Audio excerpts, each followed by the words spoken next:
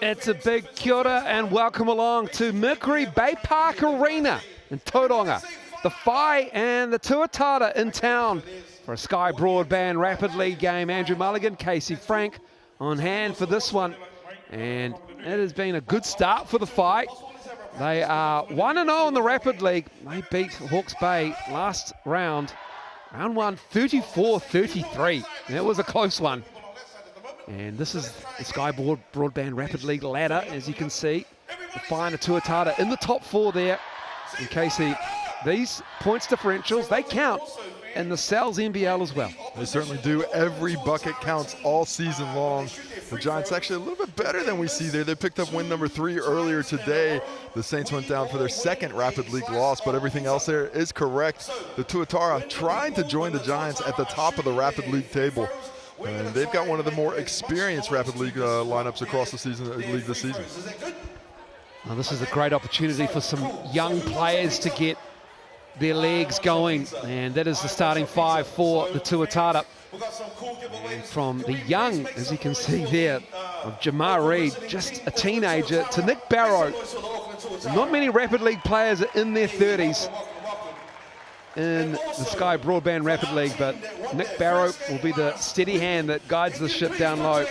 And for the Whai, it's got Jed Thompson and Tatui Lewis in the backcourt, Jaden Boucher, Masters and Hupoi to round out the starting 5 for the Whai. And Zenda Masters and Carter Hopeboy, two of the more talented young players coming out of that region. This is proven to be a real pathway for those two guys, and played well in the first Rapid League game as everything went perfect for the Whai on their opening night. Winnings everywhere as we take a look at the head-to-head leading scorers. Ruben Fitzgerald and Tatui Lewis, Carter Hopeboy, Chris McIntosh not in the building today, away with 3x3 duty with the 3x3 Tall Blacks. You see that shooting percentage from the Tuatara. They take great shots. They've got Barrow down low. They got shooting outside. Going to be a tough task for this young Whai squad. Well, this is the first Sky Broadband Rapid League season for the men's draw.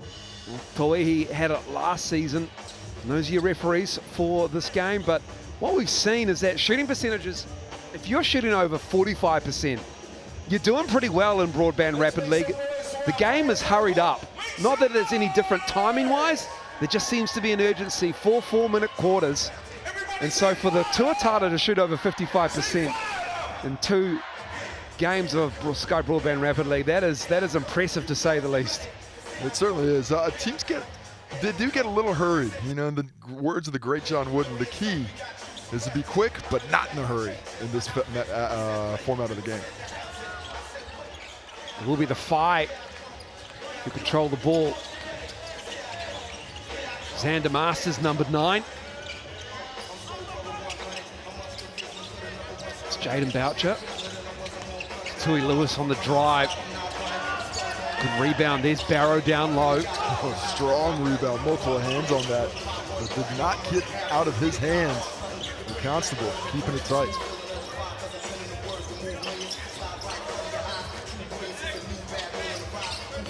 Down to Barrow, sees a double. Jet Thompson coming from the weak side. He's trying to find the young man, number 10, Will Ledger. Ledger with a nice left hand. Good pass. Eventually Barrow was able to fight through that double team to get to Ledger. He finishes well with the reverse. Really nice finish. Tui Lewis on the kick out. Masters 4-3. That's nice. And just too much space. Tukaha Cooper got sucked into the paint there, leaving Masters out top. Nice finish on the shot. It goes without saying, but I'll say it. Great to have basketball back. Bay Plenty, the Whai, a welcome addition to the NZNBL and the Sky Broadband Rapid League as Barrow gets a bucket. Big on the offensive glass and the strong putback with the kiss off the backboard. Boucher with the crossover and with the finish with the right hand going left. Strong attack by Jaden Boucher. Had that foot speed advantage with Barrow guarding him on the perimeter, and just goes straight hard line direction one way for the finish.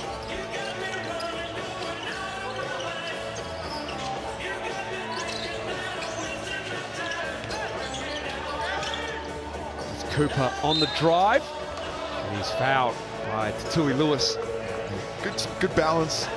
Good steady take there on the little crossover, reset himself and re-engage the attack on the rim, taking that contact and earning himself a trip to the chemist warehouse for a couple of shots.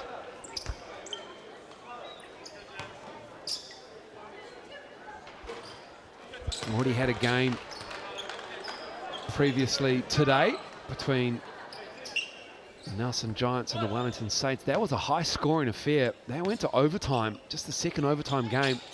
But already, it is a competitive Sky Broadband Rapid League season so far. We're a round and a half into it. Nelson Giants squeaking out a 43-41 win over the Saints. On their home court, Nelson Giants have proved pretty inclined towards this function as style of basketball. That young squad of theirs has played well in the Rapid League. Lewis's three doesn't drop. Thompson with the save. Oh, Tatui Lewis with the dive. And it's Hopoi with the and one. The Whai getting it done. Oh, very, very good prospect to hustle there.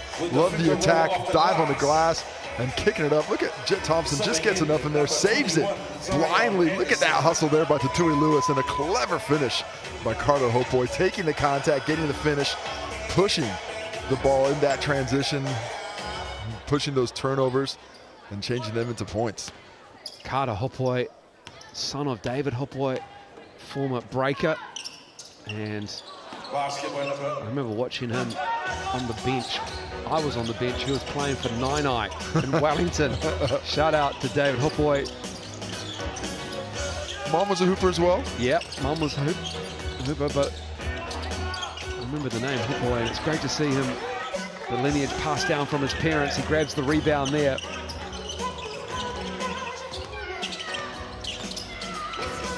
Jet Thompson tries to find him.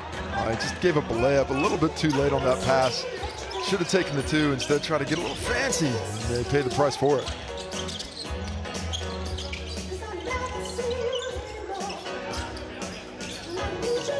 Ledger, excuse me. It was Cooper with that three ball that missed.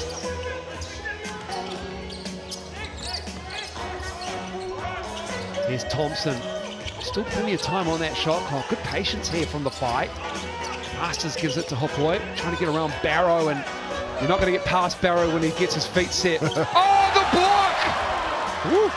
Tatui Lewis. Josh Wiley coming in on the break, but Tatui Lewis showing off those hops. He is a twitchy athlete. And nice steal created by Wiley, unfortunately.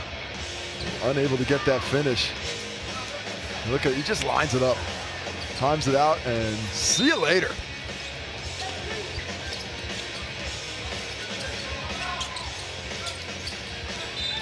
Masters with the foul, but yeah.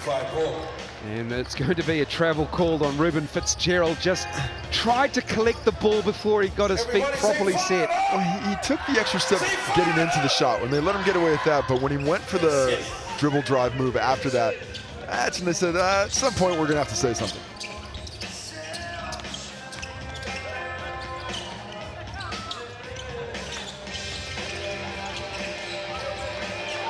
Lewis lets it fly, gets his own rebound. And puts it in. Great hustle from Tatui Lewis. Just 8 seconds left on the clock. What does Ruben Fitzgerald have in his bag of tricks to finish it off? Tries to go around Masters. The closeout by Hopoi, and Fitzgerald wants the and one. What a finish to that quarter. And that is Rapid League. That is how quick it is. We're already one quarter down. It's the Whai with a 9-7 lead over the Tuatara. Short breaks between quarters, and it's a close one. Mercury, Baypark Arena in Tauranga. Well, the Whai shooting the ball very well. 60% from the field, 50% from deep. Getting it done nicely. Just the 2 rebounds for the Whai in that first quarter compared to 5 for the Tuatara, but the Tuatara not shooting the ball quite as well, just 33%. When shooting that poor, you know what makes you feel better? Pizza. Look at that deal, a large pepperoni. I don't mess around with any other pizza or accompaniment at Sal's. I am all about that. Use that QR code, that is a great deal. valid until Wednesday. Yeah, okay, I heard one person say, yeah. That's exciting. Great to see Tuatara head coach Henry Young there to the left of the screen previously. You can see the top of his head there actually on the bottom of your screen now, right into it.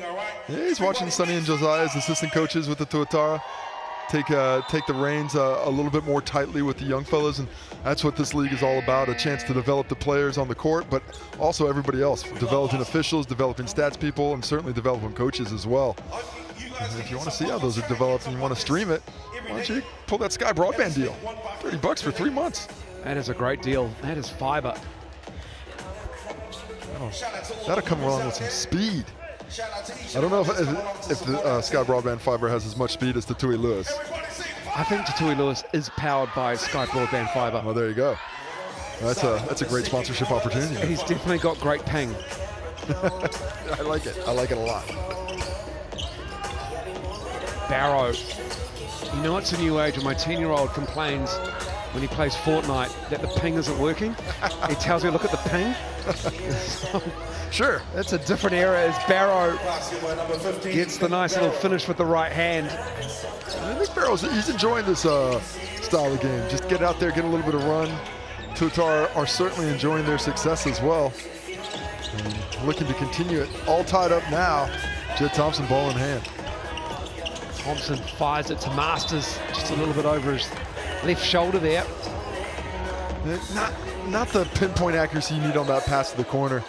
When he moved over, certainly very catchable. Should have caught it and shot it off, but he was expecting that in his platform, and when he had to, quite often when shooters have to move off it to make that catch, sometimes it's just one too many things to think about. Move, catch, and shoot, that's way too much. Barrow and Fitzgerald trying to operate on the high post. He dishes it off to Jameer Reed, who turns it over, the young man. Just 16 years old. Wilder Greensell in the game for the Whai. Masters pulls the trigger. Fitzgerald trying to fight for the rebound, gets it. Good little scrap there between Fitzgerald and Jed Thompson. I like this matchup. It is feisty between those two. Jed Thompson likes picking them up in the backcourt. That is a nice little roll there for the Tuatara. Will Ledger will go to the line to shoot two. Will Ledger set a solid screen there, but he got off the screen quickly. Got into his role and made himself available. And with the quick finish, couldn't get the bucket to drop. Gives us a great opportunity, the Rapid League, just to talk about the high schools that these players come from, because usually they're either in their last year of high school or just out of high school. Will Ledger, a little bit older.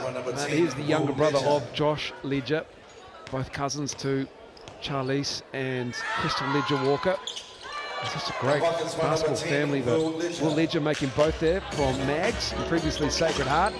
Now Cartwright, the head coach of Mount Albert Grammar School, and also on that All Blacks coaching bench.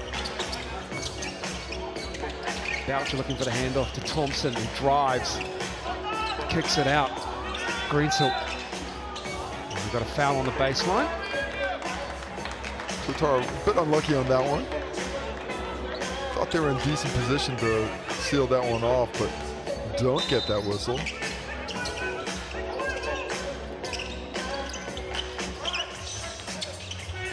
Thompson stepping back. Good closeout by Fitzgerald. Barrow on the floor. Greensell, excuse me, it's Reed who has it.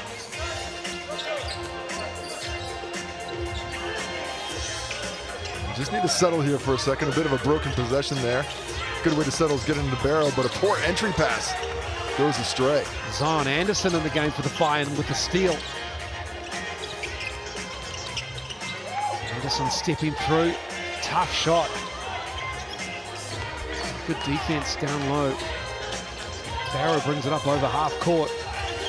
He knows only one way, and that is through Jaden Boucher, and he is called for the offensive foul. I think he probably wouldn't have gotten the whistle had he not retained the ball, but when he had the ball back, that's when they said, well, we're going to have to do something here. Boucher certainly wore that one. That was straight into the chest. So let me hear you say, fire up!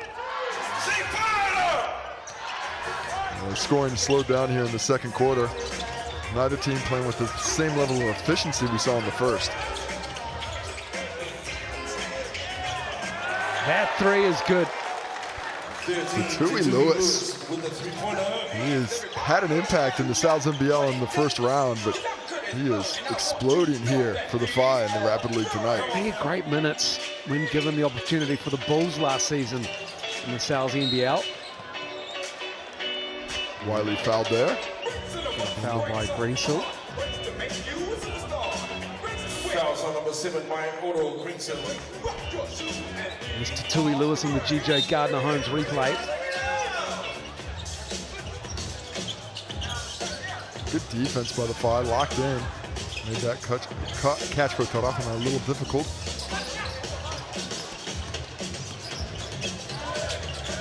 Wiley in trouble, kicks it out. Finds Reed, brother of Tara Reed. Toihi, and it doesn't drop for him as Jaden Boucher brings it up. Hopoi trying to drive on, Barrow spinning, trying to get through. Whai with the patience here. It's good structure from the Whai. Boucher runs to the corner. Can't get the roll, but the tip from Thompson is good on the second attempt. Stick-to-itiveness. First opportunity, no. Third opportunity, yes, because of the 2 offensive rebounds by Thompson. Tuatara doing well on the break there, but the Whai do well to get back as timeline's down. They can use a player timeout here if they want, but they won't. It's a 3 ball. Goes awry, and it will be the Whai with a 3-point lead, 14-11. One half of basketball in the Sky Broadband Rapid League. And as promised, it is up and down. Well, a lot of pace, a little hurry in that second quarter.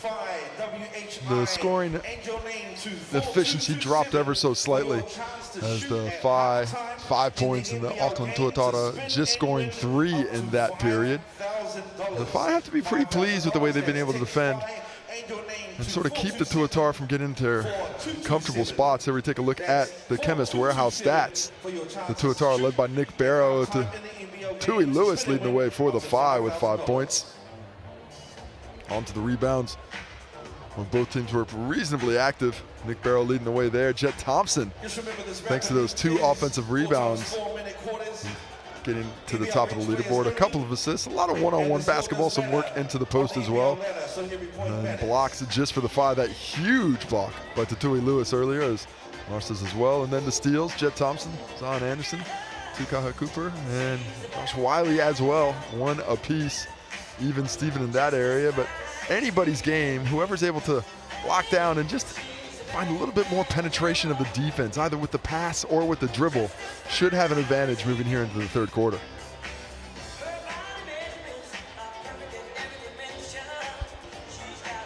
Chemist Warehouse, official stats partner of the NZNBL. It's a good balance for the Whai through the first half of this Rapid League game. Tuatara in the NZNBL have had a mixed bag. They got blown out by the Saints by 30 in round 1. You come back and grind out a win, shut down the Taranaki Airs 84-77. And that was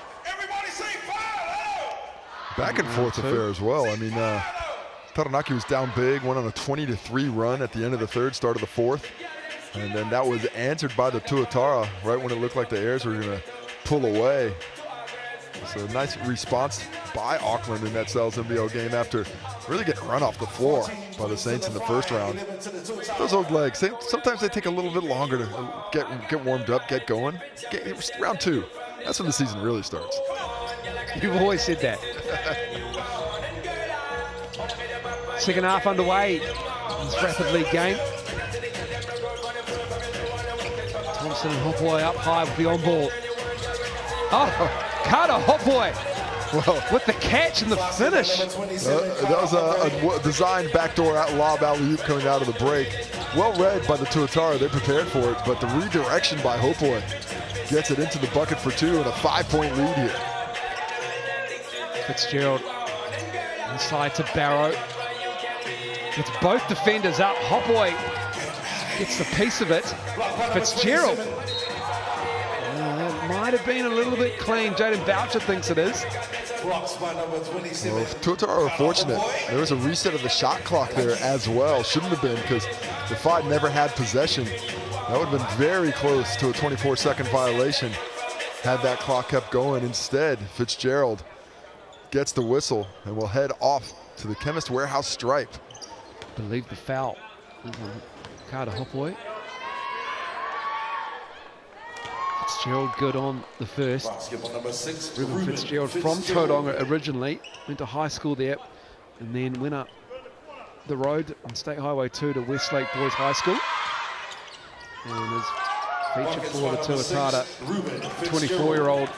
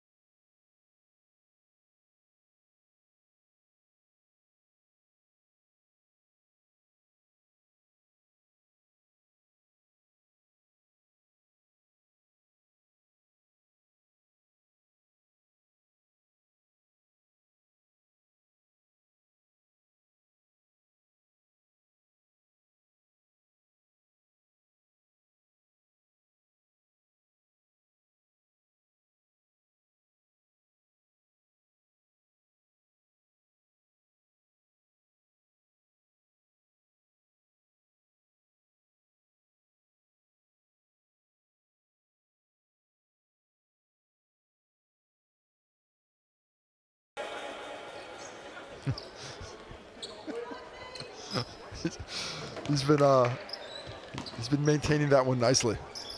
You can see it. It's beautiful. Do you think he'd shaved it down to there, or is that the max growth level? No, he's definitely had to shave it down. With the scissors, or are you thinking with the clippers? Oh, clippers. Yeah, okay. They have to be the clippers. Not individual scissor per hair? No, man. That's the way the real G's do it.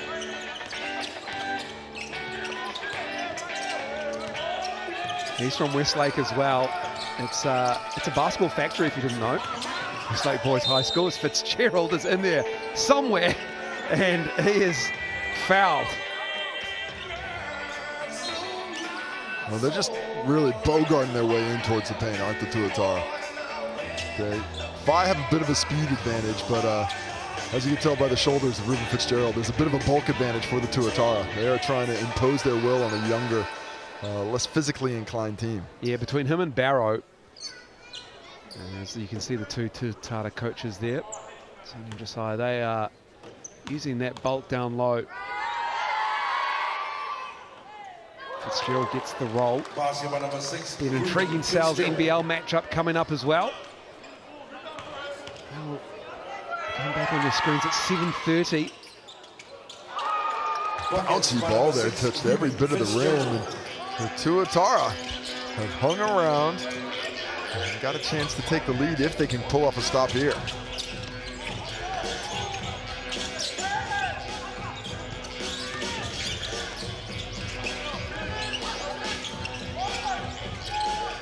Still plenty of time, but they need to get it up. Masters misses that. Good stop. And Greensel helps up Reed. And Tuatara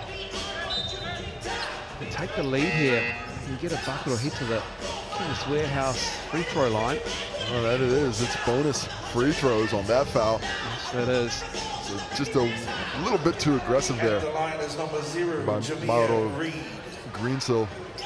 Don't want to foul 90 feet away from the basket. Want to at least force that offense to try and do something because they have struggled at times in the half court. Instead, tie ball game.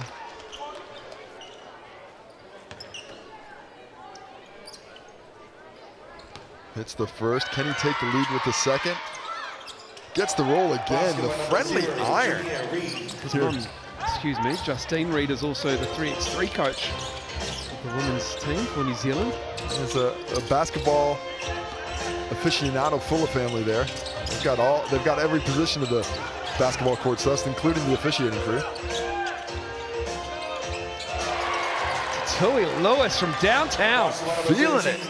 Putting it together up to double figures now. 10 points for him of the 5-21. And he's doing it from outside, he's doing it from in. He has the green light. He had 11 against Hawke's Bay in that Rapid League game. And he'll give the Whai this 2-point advantage. He's under 60 seconds to go in quarter number 3. Talk about Tui Lewis having the green light. He might be colorblind. That might be all he sees. I think you're right, actually. He is fun to watch. Fitzgerald. High off the glass and in. Ruben Fitzgerald. Somehow found the angle. It almost looked like it slipped out of his hand, but avoids the defensive contest of Cutter Hopeboy very well. Reid on the floor, hustling hard. Great turnover from the young man. Completely created that by himself. The only jersey on the court was his, and he retains possession because of it. Fitzgerald taking it back out. Ledger off the glass and in. Nice work from Will Ledger. Nice little kiss there, showing a bit of skill and footwork on the drive there. Whai can hold for the last shot here. Jet Thompson picks up his dribble, looking for Masters. 3 to shoot. Jet Thompson into the lane, fires it out. 3 ball on the way. Zion Anderson's attempt misses, and it's the Tuatara now who have this 2-point lead heading into the final quarter of the Sky Broadband Rapid League from Mercury Baypark Arena in Tauranga. Another close one in Rapid League for 2024, the inaugural Sky Broadband Rapid League for men in Aotearoa, New Zealand.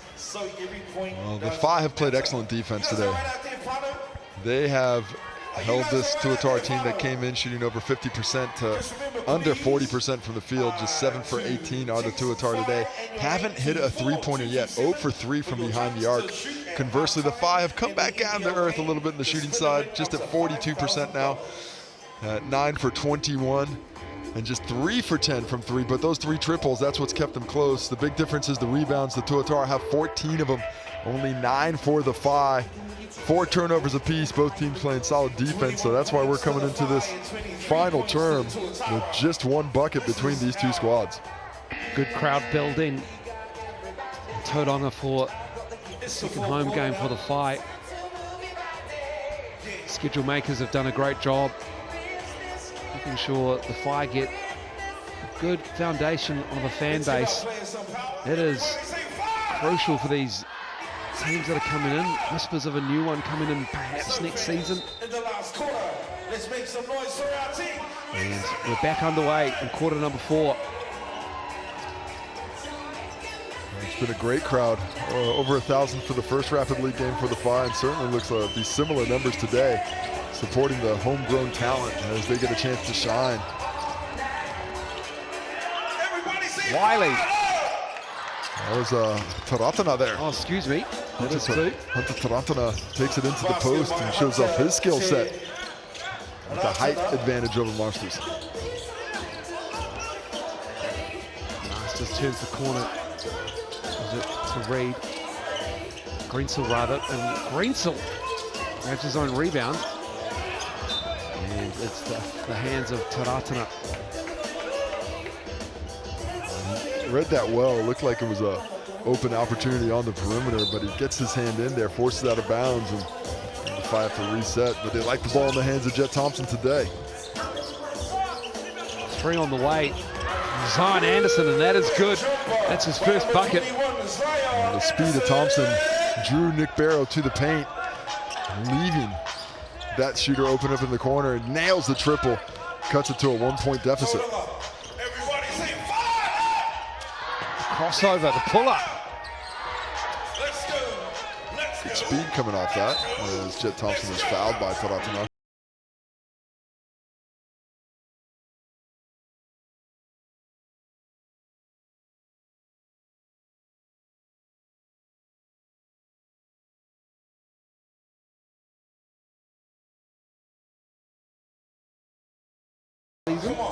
Last year, born on the 17th of April 2007. How about that? That was just a couple of, was it 2 years after I won a title with his dad, playing for the Auckland Stars. He's 16 years old. Fantastic. That makes you so old. That's not what made me old. It's not his fault. There's so many things that make us old. Thompson lost the handle, he slips. The Tuatara can extend the lead here. As Fitzgerald thought about it, had a notion, goes to his right, steps to his left. Not the running left-handed hook shot. Call him Luca Fitzgerald. He's got the entire bag on display, dug deep to find the step through there. That finish had shades of Kyrie if we're going Mavs. The shot missed by Tatui Lewis, and then the foul. Well, that's just the first foul of the period on the Whai. But look at this beautiful move there, the step through. In his bag, yes. That does the Kyrie-ish. You know, I was thinking that step through from like 22 feet that Luca had earlier this week. Oh, yeah. That's what that kind of reminded me of. But either way, he's in good stead. It was too deep, wasn't it, the Kyrie reference? I apologize. That was nice on the Chemist Warehouse line over Jokic. Well, Kyrie's got it down low around the basket as well. And he definitely has the bevy of ambidextrous moves. No one's better than Kyrie around the bucket. Let's put Ruben Fitzgerald on that list now. A tough win over the Warriors today. The Mavs 108-106 without Luka. NBA playoffs coming to you live on ESPN in about a week or so. Play-in tournament, as we've got a foul. Ooh, a little bit of a touch foul there with just 3 seconds left on the shot clock. Tuatara pretty fortunate. That'll reset to 14. They'll get the ball on the side. Are we shooting? Sorry, pardon me. Yeah, Takar Cooper and Nick Barrow were using the on ball there, and it will be Barrow who missed the first free throw line, Chemist Warehouse free throw line foul shot. So he needs to nail this one just to give them that 4-point buffer with a minute 39 to go, and he nails it. Basketball number 15, Nick Barrow. Two-possession ball game, important free throw there.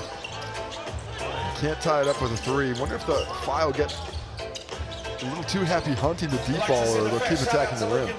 Tatui. Lewis misses that. I think maybe a better strategy would have been to attack the rim there, try and make this stretch out this game instead. A bucket here will really make things difficult for the Whai. Got to get a stop to the boys in pink.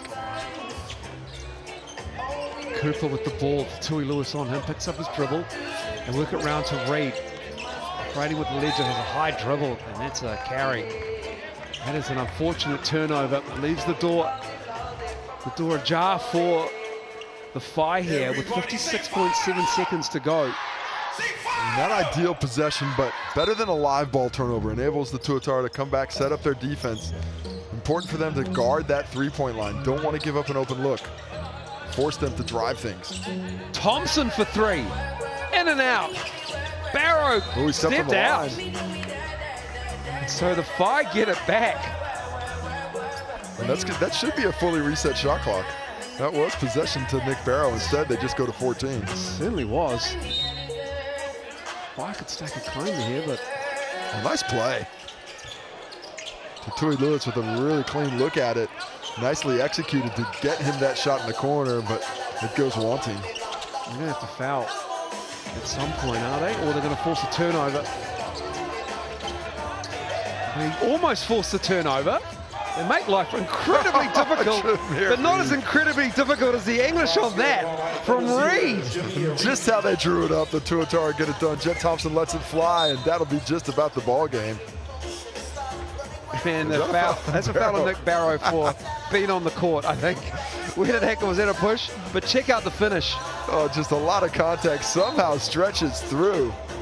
Jameer Reed facing a lot of pressure there. Still able to knock the defense off balance to get that finish now. 2 threes in 17 seconds. It's been done before. It is the Rapid League. Things can happen. Carter Hopoi gives it to Xander Masters. He needs to put it up. This is a little messy for the Whai. They eventually get a look and almost banked in, and that'll do it for the game. Tuatara claim the victory in the Sky Broadband Rapid League game. And they win 30-24. The Tuatara were able to overcome a early Whai lead to work their way back into things. Did so with some yeoman-like work on the glass and really attacked the bucket offensively.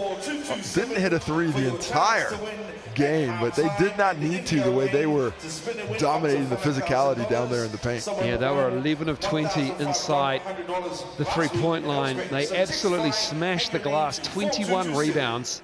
The Whai went 10 for 29. Those are your scoring leaders in the Chemist Warehouse stats.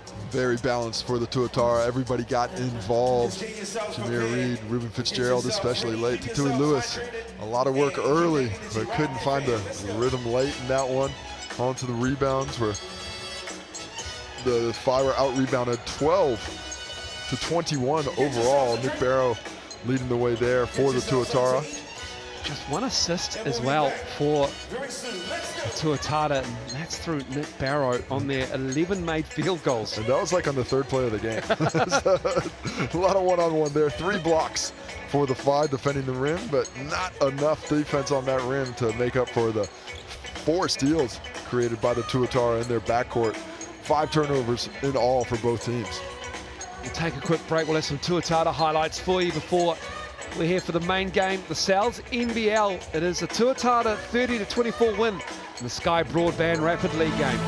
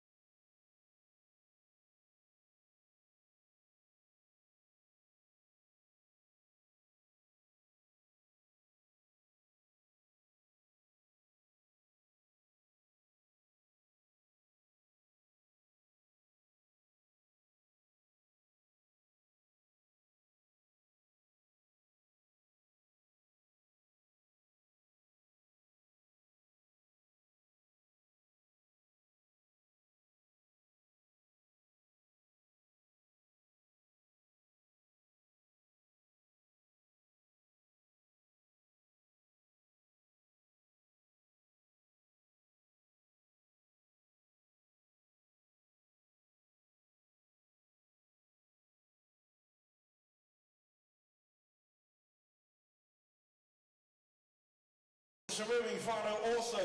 If in this game, if the opposing team, the Auckland Tuatara, miss 2 free throws in a row, we get some free pizza. So making sure that we make some noise when they're shooting their free throws, okay? Shout out to Logan Bell.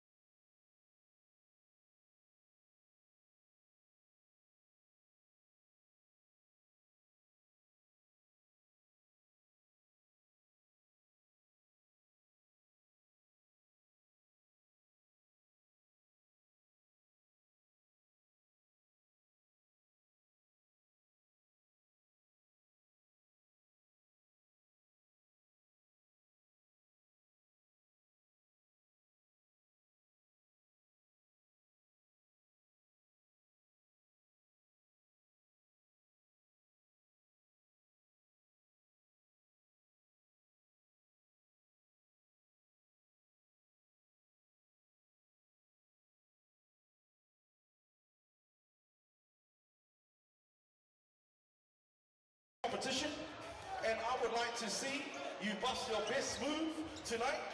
Would be great.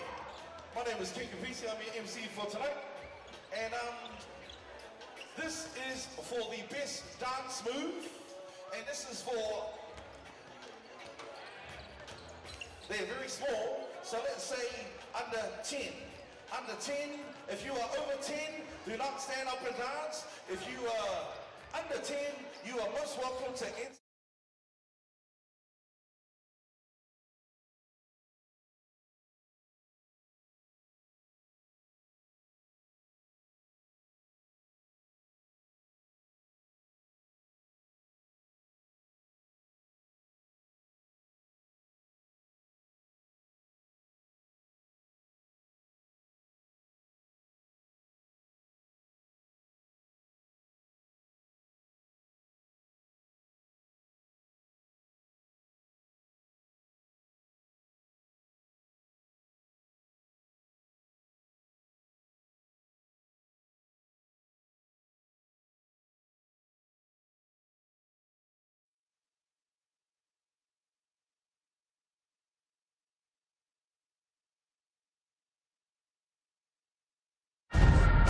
Basketball is a movie, and every game is a blockbuster. E for excitement, entertainment, energy, and epic. Cells NBL 2024 is rated E. Help me up, never let it fall. Help me roar like an animal.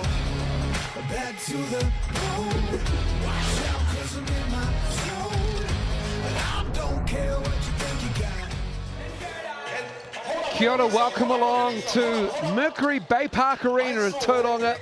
It is the Whai hosting their second Sal's NBL game in their history at home to the Auckland Tuatara. Driven down State Highway 2 to improve on their season record of 1-1. It's a double-header for the Tuatara in round 2. And Andrew Mulligan, Casey Frank on hand for this one. Casey, this is another decent opportunity for the Tuatara to improve on what was a big loss to the Saints. They lost by 30, but they turned it round.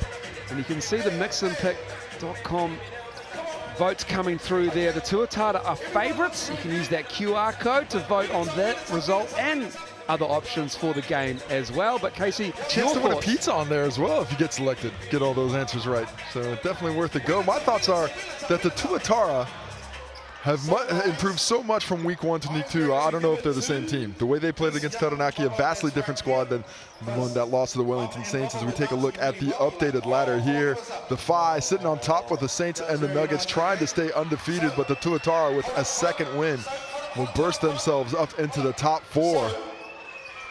The Tuatara, they did themselves no favours getting blown out by 120. That's what's to come, and that's tomorrow, those 2 games, and then we'll get back underway on Thursday night with the Manawatu Jets and the Hawke's Bay Hawks. So 2 more big games after this one tomorrow, double header. But the Tuatara, they had a 43-point swing on their defence from conceding 120 to holding the airs to 77. And there is a lot of experience, with all due respect to Josh Ledger. The 4 teammates around him there, 4 international players, Webster, Glidden, Tauranga and Lowe. Yeah, fantastic. Curry Webster really shot the Tuatara to that victory the way he played last round. And if he can continue with that kind of form, should be another Tuatara win today. Well, they've had 17 turnovers in the loss to the Saints, had 14 versus the Airs. And for coach Aaron Young, it's just maintaining the energy levels through what will be a 40-minute tussle.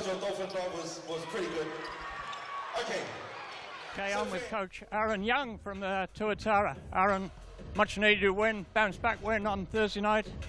How do you assess that performance? Yeah, an important win for us. It showed glimpses of kind of who we want to be and our identity in terms of our defensive intent, but you know, for us, we're going to need more contribution for some of our other guys outside of our core group. So I'm really looking forward to those guys stepping up in a confident way and just starring in their role. And that's going to look different every game and in different quarters. But I'm really excited for those guys to step up. And tonight you face the new boys on the block, the Whai. You're reasonably familiar with Coach Lacey, so what are you expecting from them? Yeah, fresh franchise. You know, they're going to be full of energy and juice. They did a great job in their opening game here at home. I know they'll be well coached. I know they'll be well drilled. We've just got to be sharp and match that energy, especially from the start. It's great to have basketball down here in Tauranga, and just been obviously feeding off this occasion tonight will be fun. Thanks, sir. Shout out to Mike Lacey stepping up and doing the interviews for us tonight in Tauranga. And for the Whai, their starting 5, they've got 3 imports, along with Cruz Pero Hunt and Jaden Bazant. You've got DeMarcus Holland, Vance Jackson Jr. and Philip Carr. And for Matt Lacey rather, been interviewed by your dad in your second game as a head coach in the Sal's NBL would be a pretty surreal experience, but this is what's happened. Father and son talking hoops. Lacey from the Whai, and Matt, an encouraging win last week, your opening game in the NBL. What did you get out of that? Yeah, I thought that we built some momentum, particularly out of the first half. I thought that you know, for us in our first game, it was pleasing to see some of the work that we've been doing in the preseason come to fruition, and just pushing out on the Hawks in the second half and building some continuity with the group was pleasing. And quite a challenge this week. You take on the grand finalists from the last 2 years, the Auckland Tuatara. What's the plan? Yeah, I mean, talented group, obviously. You know, those names have been synonymous with New Zealand basketball for a long time, and you know, they're a powerful team, and I think for us it's just a focus on the collective. You know, we've got to make life as difficult as possible for them throughout the 40 minutes. I don't know if you can really target one in particular. You know, they got 4 or 5 guys that can be in the 20, 30 point range. So for us this week, it's just been about you know, ensuring that our 5 guys are on the same page and across the coverages that we want to execute. So looking forward to it. Thanks, Matt. Good luck. Congratulations to the Lacey family, and it'll be all eyes on the Whai here as they look to impress their home crowd. And it's just the one game for the Whai so far, and a bit of a gap between games as well, something to work on, but also to integrate a new player into the lineup for the Whai. Yeah, bringing in Veg Jackson, that'll certainly lift their size and their strength down low in the post, to where Philip Carr was very successful in round 1, leading scorer, leading rebounder, really did it with the pick and pop. Corey Webster had a fantastic second game after a slow start. Rob Lowe's been in double figures, rebounding already. You look at that three-point percentage, both teams, they've in that mid-30s range. Both these teams feel like a squad that can shoot up towards 40. And if one of these teams is able to control the three-point line and force those shooters off that line, I think they'll have a big advantage tonight. Well, the Tuatara took 38 three-point shot attempts against the Airs, connected on 13. And they only shot 36% from the floor in their home game, the Tuatara, to start this round. But they had 14 offensive rebounds as well. So keeping Rob Lowe and the like off the glass will be a job for the Whai, but also defending that three-point line as well. And the big key, I think, for that Tuatara game was they forced 20 turnovers, and they just didn't play that level of defense against the Wellington Saints in the first game, where they only were able to force 4 turnovers in total. So if they reach that level of defense they did against Taranaki and force in the 15 over range, they're going to be okay. If they don't force those turnovers, if they can't get easy buckets in transition because of it, that's when it's going to become much more difficult for them to score in that half court. Well, they played Thursday night, the Tuatara, and those 4 international players in their starting 5, Corey Webster, Cam Glidden, Rob Lowe, Ruben Tauranga, they are all playing heavy minutes. Obviously, not a lot of teams are deep in the South NBL, but they all are over the age of 30, and they all played over 35 minutes in that game. As a player in this league, Casey Frank, who was in his 30s, playing 35 minutes and then backing up 48 hours later, how do the legs feel? I mean, everyone's got different legs. Everybody's got different legs. Everybody's got different legs. But first, let's take a look at a player profile here as we get a little insight behind the scenes. So that will go up until maybe around half time.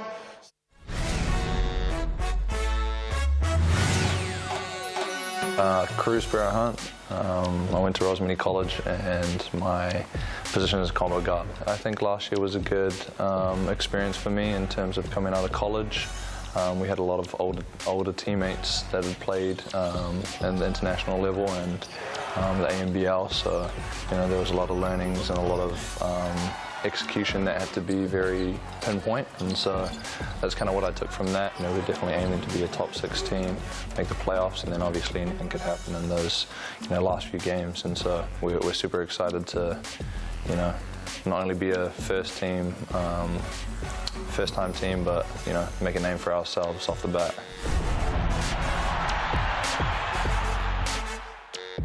Cruz Barrow Hunt, impressive in his debut for the Whai, 23, 3 and 2, and a steal as well. He was 5 of 9 versus the Hawks.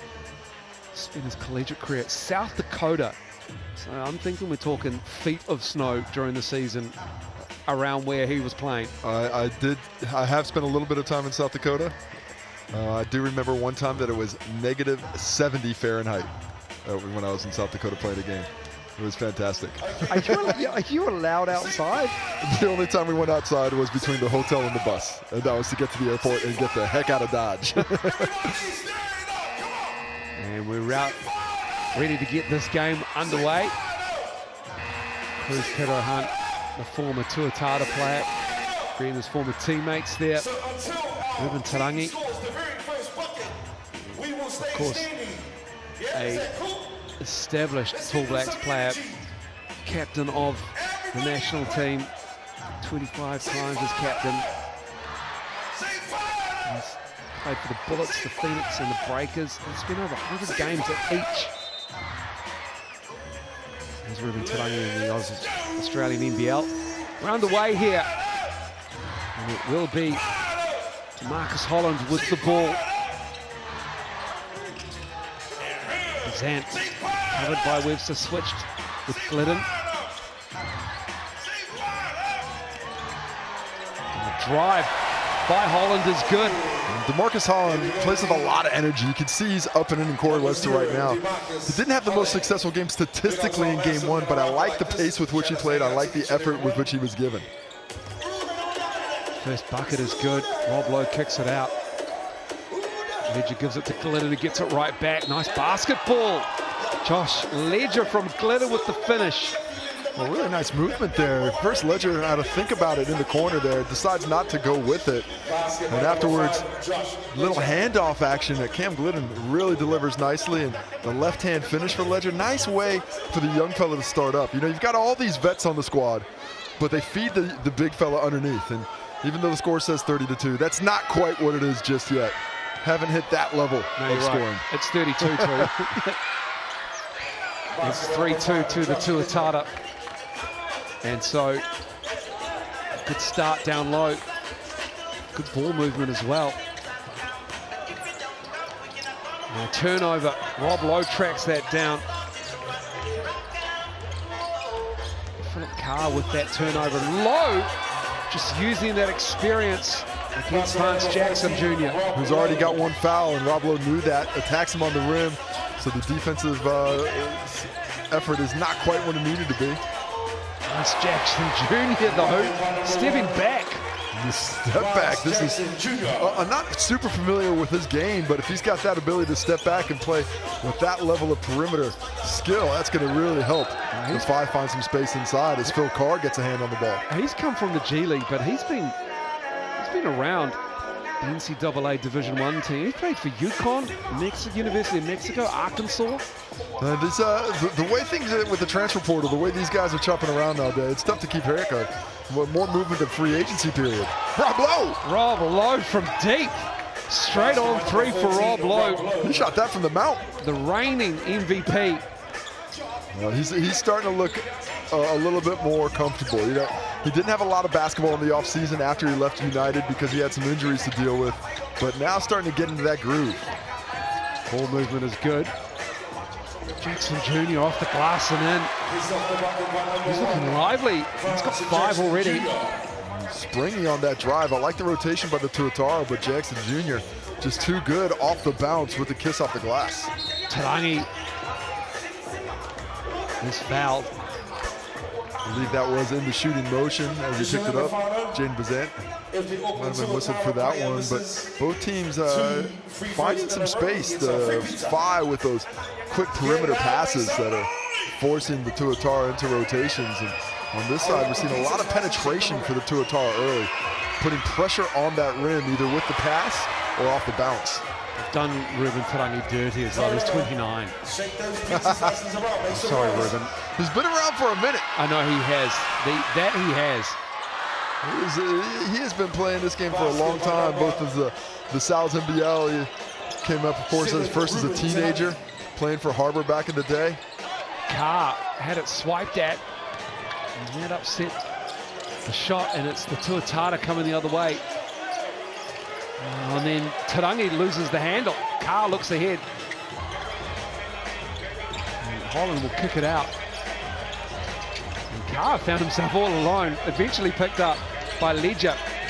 And then Carr with the right hand gets the roll.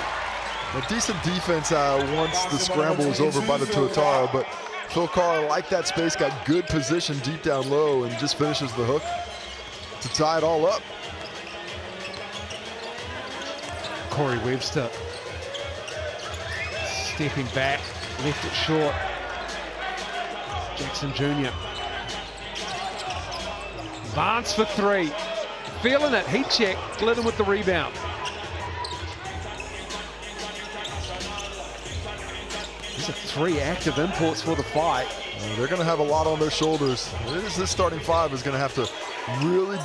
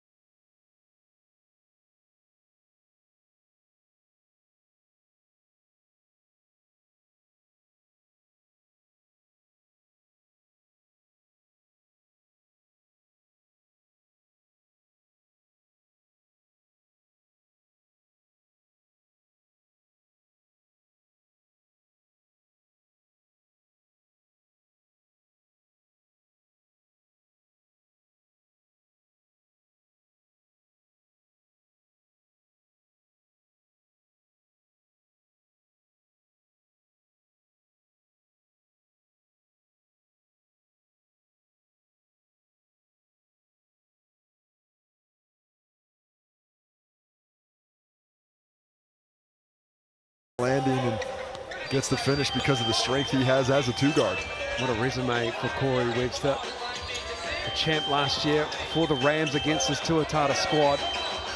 And then he's come back to New Zealand again after spending time with the Wildcats and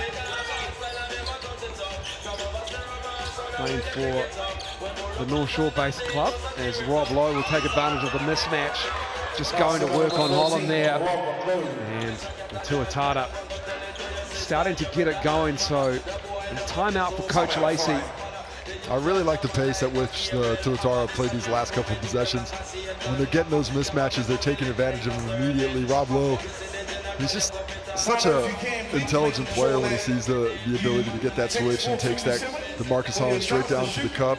A little off balance on the finish, but because of his length, makes it an easy one. Just a 4-point differential right now, but Matt Lacey sees a couple things he doesn't like. Well, he won't like the 14 fouls already, as we're not even halfway through the first quarter.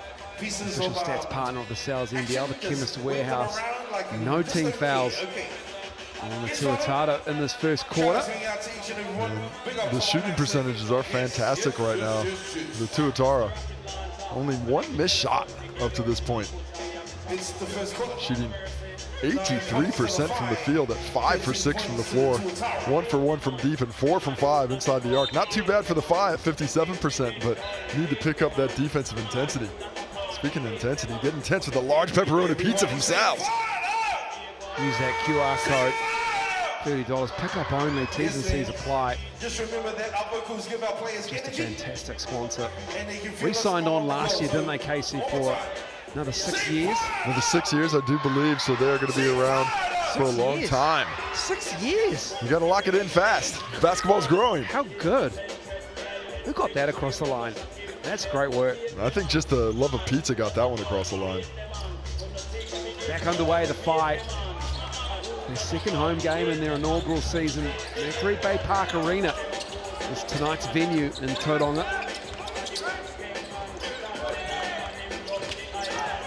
Here's Pero Hunt over Rob Lowe. Nice active finish there from Pero Hunt. Well, one of the few players that has a lot of experience going against Rob Lowe, because he did so in practice last year, and little froze him there and then got the kiss off, neutralizing the shot blocking ability of Lowe. Rebounded by Holland, kicking it out to Vance Jackson Jr. Oh, he likes the tray ball, and you see why. He certainly does. That's his second, knocking that down. Vance Jackson, that's a nice looking stroke as well. He looks like he's in mid-season form coming out of the G League. Nick Pero just introduced himself to DeMarcus Holland. Welcome to that screen as Rich Fitzgerald kisses it off the glass, but you got to call those out for the imports. They do not know what they're coming for. Nick Barrow looks like a normal guy, but he is built out of concrete. Vance Jackson Jr. finding Pero Hunt. Carr with it. Holland did well to keep it alive. But Whai take the lead. Imports doing a lot there. Nice tip by Holland off that offensive rebound to keep position, and then Philip Carr finds a way to get the kiss off the glass to take the lead. The Tuatara have already gone to their bench. And then will the fight.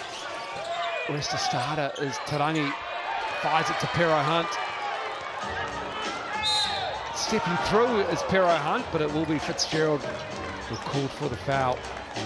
That's a couple of turnovers there for Ruben Tarangi now. Just got down there in the paint. Probably needs to look at the rim there, try and get something up on the basket instead. Right into the hands of Cruz Pero Hunt, who is probably a little unlucky not to get that finish after the Fitzgerald foul. So he'll go off to the Chemist Warehouse to see if a couple of free throws can't fix what's ailing him.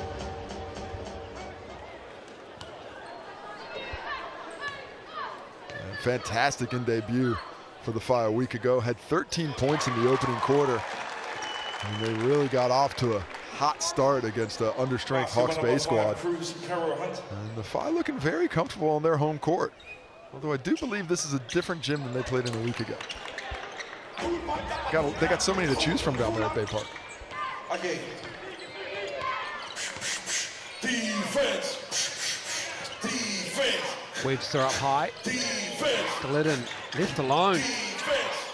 Front of the rim, Carr with the board. Bazant. Carr Cooper is out there. First sub made, Tauranga is sat down. 3 ball. Missed by Hollands. Webster has it. Controlled tip there by Rob Lowe, getting that rebound. Tuatara need to get back to penetrating the defense like they did in the first few possessions of the game. They've struggled to get beyond the arc since then. Three is missed. Jaden Boucher's out there as well for the fight. Change made with under 3 minutes to go in this first quarter.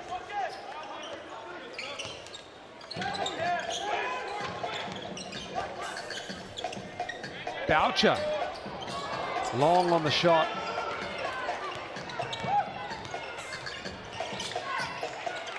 I've read the scouting report on Glidden. They were up on him. Rob Lowe, long shot, long rebound. And Glidden from aisle 3 of the Chemist Warehouse Cam Glidden foul line. played fantastically in the win against Taranaki earlier this week. I think en route to what was eventually 21 points and shooting the ball very well from deep, but it shows that mid-range he's still in the skill set as well. The Bazant jumper can't break the deadlock.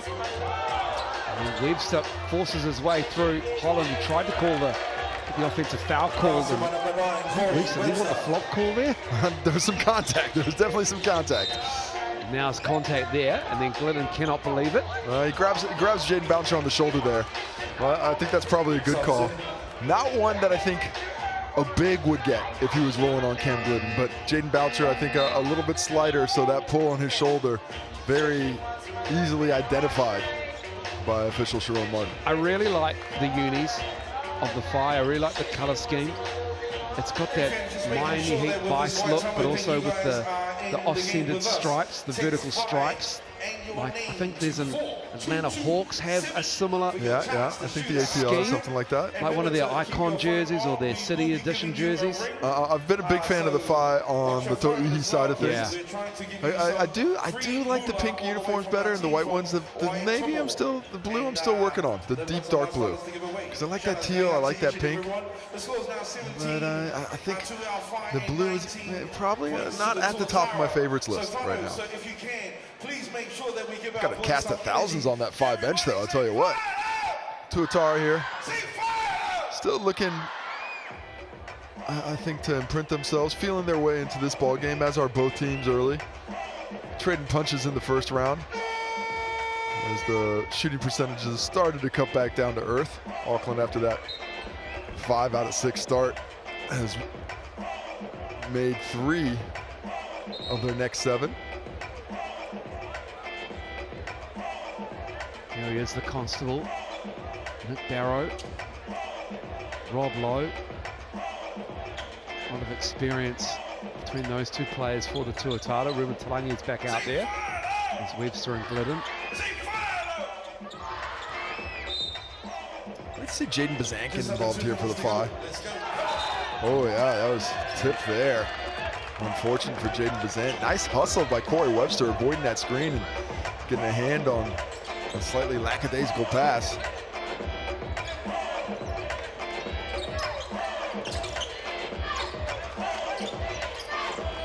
Webster with it. The 25 against the Tuatara in the final last season for the Rams. Glidden with 3, shoots it from midcourt. Front of the iron, Bazant.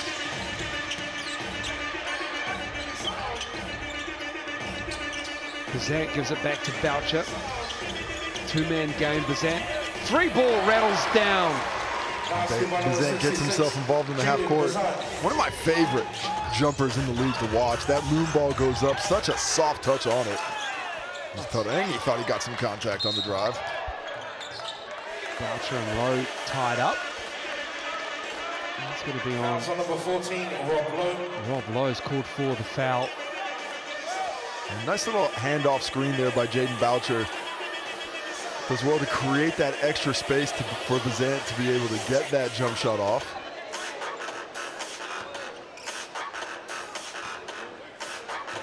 Don't know if the crowd's feeling the music right now. Feels like not the right vibe. Pull up. Back of the iron. Great rebound by Jackson Jr. And he is up to 10 points now. He is playing very well. 10 points, 2 rebounds, a couple of deep balls, but the offensive rebound work there. Barrow can't get the rebound. It's up ahead to Boucher. And Rob Lowe got a fingertip to it.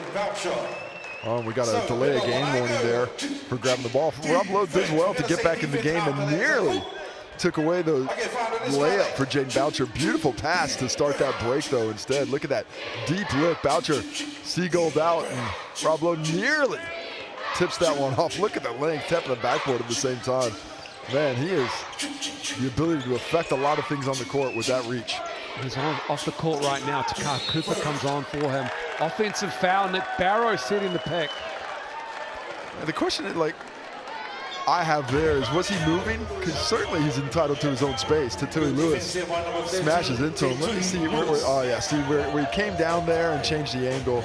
That's where the foul comes in. It's a good call. So you just got to be standard before that contact happens. And if you can't get to that spot beforehand, you just got to pull out of the way as a screener. Instead, this will more than likely be the last possession of the quarter. Slight differential for the shot clock and game clock as Boucher misses that. Holland got the rebound and Webster got a hand in there. And it will be Whai ball with a second to go. They've got a 5-point lead here. We'll look for something on the, we have something to Vance Jackson for a quick shot here. Possibly something on the rim. But I think they just want to get it into their import on the post and let him go to work. Jackson Jr. with the fall away. We're done after one quarter. It's the Whai leading the Tuatara 24-19. That's the end of the first quarter. So what's going to happen is we are going to get 2 basketball.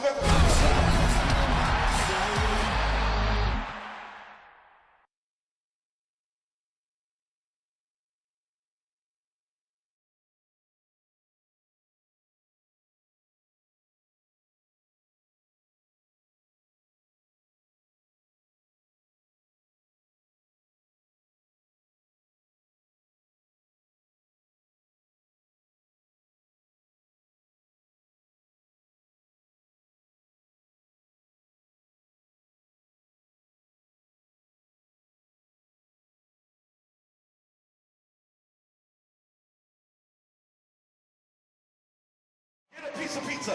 Who can get the most pizza? Give these guys a round of applause. Like, are you hungry? Are you hungry? How?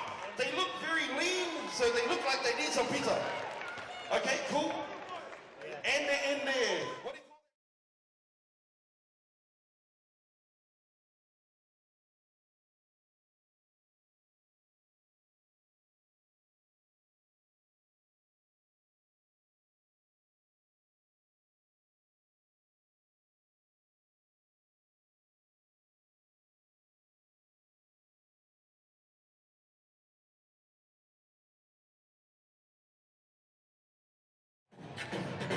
Give us a 3-pointer, and that one was a hit the clock. Welcome back. No mai haere mai. The Whai lead the Tuatara 24-19 after one quarter.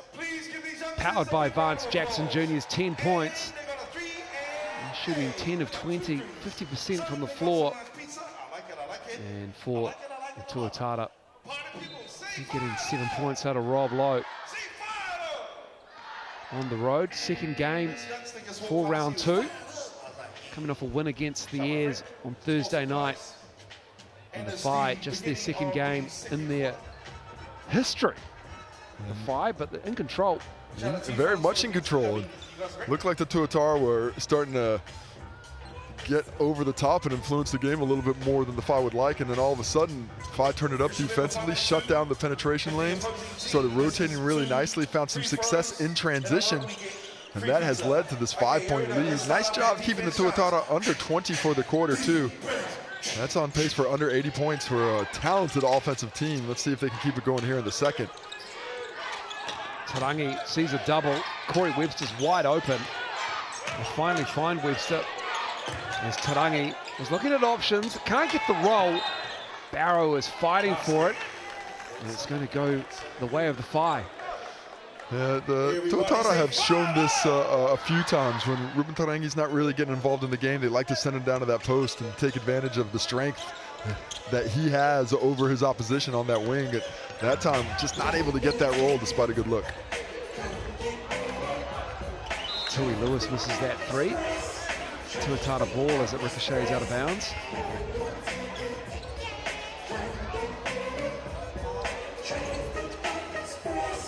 And this press has caused the Tuatara a little bit of trouble. Hasn't forced a lot of turnovers, but really disrupting the flow that they're looking for in the half court. Glennon.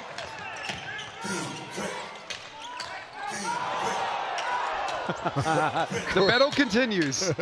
Corey Webster wants another flop there. DeMarcus Holland felt that he had the two-hand push as you see him trying to explain there. And there may have been an extended arm up top. We'll take another look at it. There was a bit of an extension. Don't know if Corey's been in the weight room that much to throw DeMarcus Holland to the ground like that, though. From Tyler, Texas to Marcus Holland. Played 133 games at the University of Texas, the Longhorns. And Webster and Holland are talking. Oh, yeah. There is a game within a game there. This is starting to get fun. Keep an eye on that as Barrow looks for Glidden. Left it short.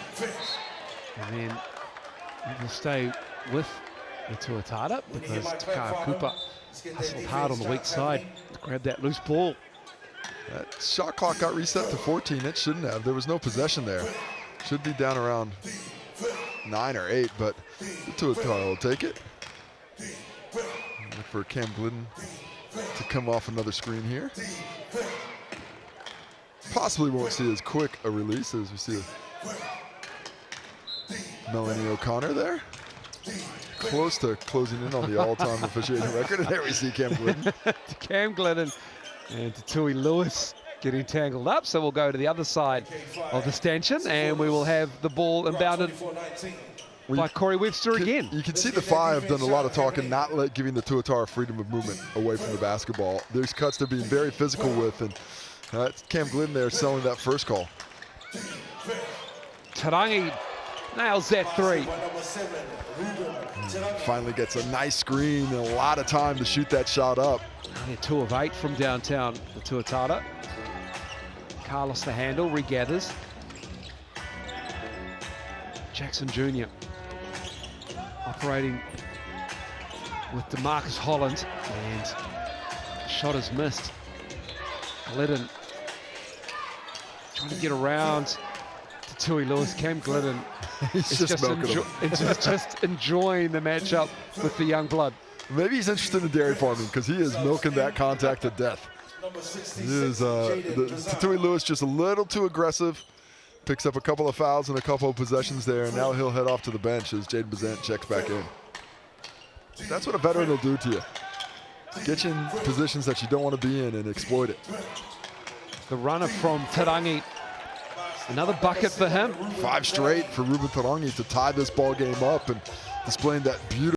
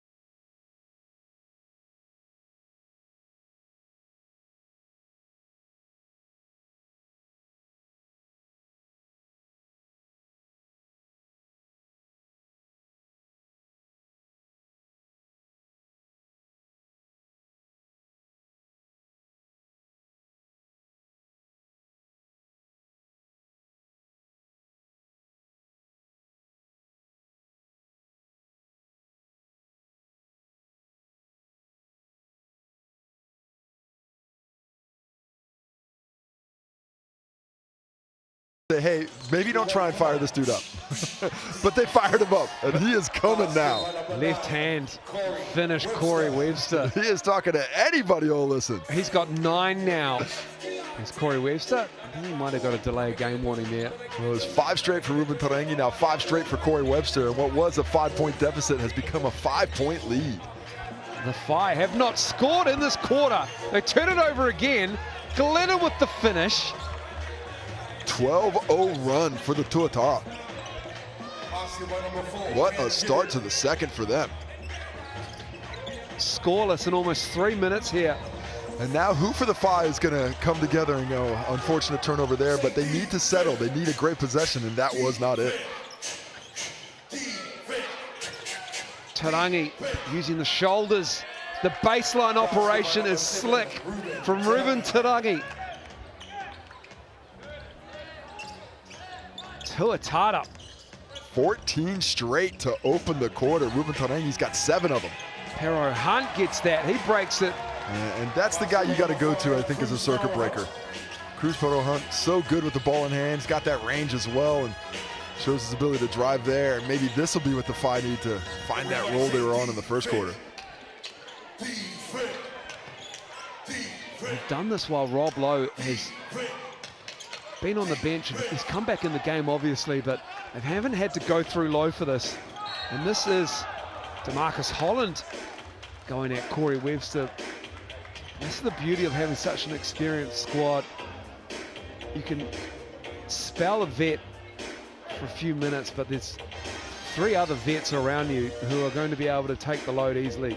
And you always want to have a couple of threats out there that you know are feeling it offensively. And even when one guy's not feeling so good, you know that you can count on those other guys. And that's enabled, despite these heavy minute loads for the veteran-laden squad, has enabled this squad to give them enough rest to make sure they're there at the end as Holland hits that first free throw, looking to make the second and cut this to a 5-point game. Does so. Nice job there converting on that transition opportunity.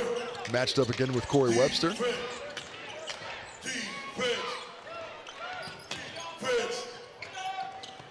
DeMarcus Holland is all over Corey Webster. Jackson lucky not to get a whistle there. On the denial, tough pass, but it will stay with the Tuatara. I really like the way Holland's working, and he's talking to Corey Webster about it. He's making things tough. He's not intimidated by the chatter. They are going to have a battle, I think, for the next 26 minutes. And he's going to be, keep an eye on those guards. And the game within a game going on there. 6 seconds on the shot clock. For Webster, front of the rim, gets his own rebound. Looking at Rob Lowe with a mismatch. Boucher on him. Rob Lowe on the baseline, kicking it out. Glidden gets free to his right.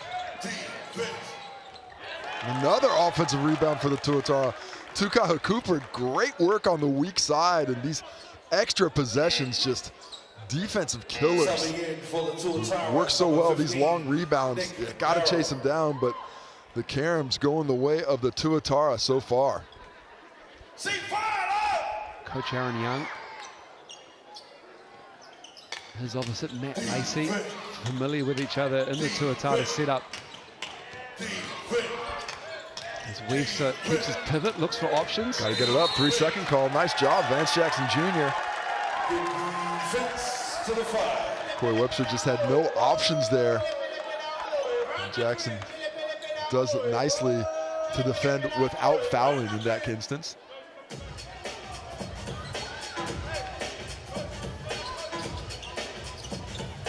Whai ball fought back nicely here. Now held scoreless for almost 3 minutes to begin the second quarter. Bazant gives it back to Boucher for the handoff with Pero Hunt. Finds Jackson Jr. Rob Lowe right there. Bazant. Nothing but net for Jaden Bazant. He just has the 2 looks today, but 2 for 2 from deep. And he is the guy that I think can really lift the level of his offense. You know, he's kind of looking like the 3rd, 4th option at times, but he is so talented offensively that he's a guy that I would be looking for with a little bit more regularity. Look at that shot there. That is pretty. With just 3 seconds on the shot clock when that one dropped, cuts that lead back to 2, and the Tuatara, after exploding for the first half of this quarter, have the Whai right back on their tails. It's a 33-31 ball game at the moment. Coming up very, very soon is the performance by Rise. Shooting under 50%. They fought back nicely. It was all falling for the Tuatara, so this Whai little fight back. Coach Aaron Young calls time and gives the Tuatara a chance to catch their breath. They've got to catch a deal with Sal's. The online code is Sal's Dribble. And that deal there is available until Wednesday if you use the QR code. T's and C's apply. Love a pepperoni pizza. A couple of slices, never goes awry.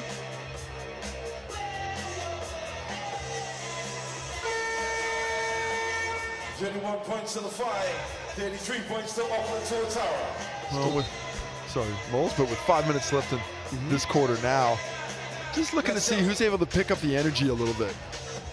And the Tuatara came out strong with a 12-0 run since then. It's been 6-2 to the Whai to get back into it. But in this game of runs, I think a team's got an opportunity here to really take command, stringing together a couple of stops and a couple of buckets.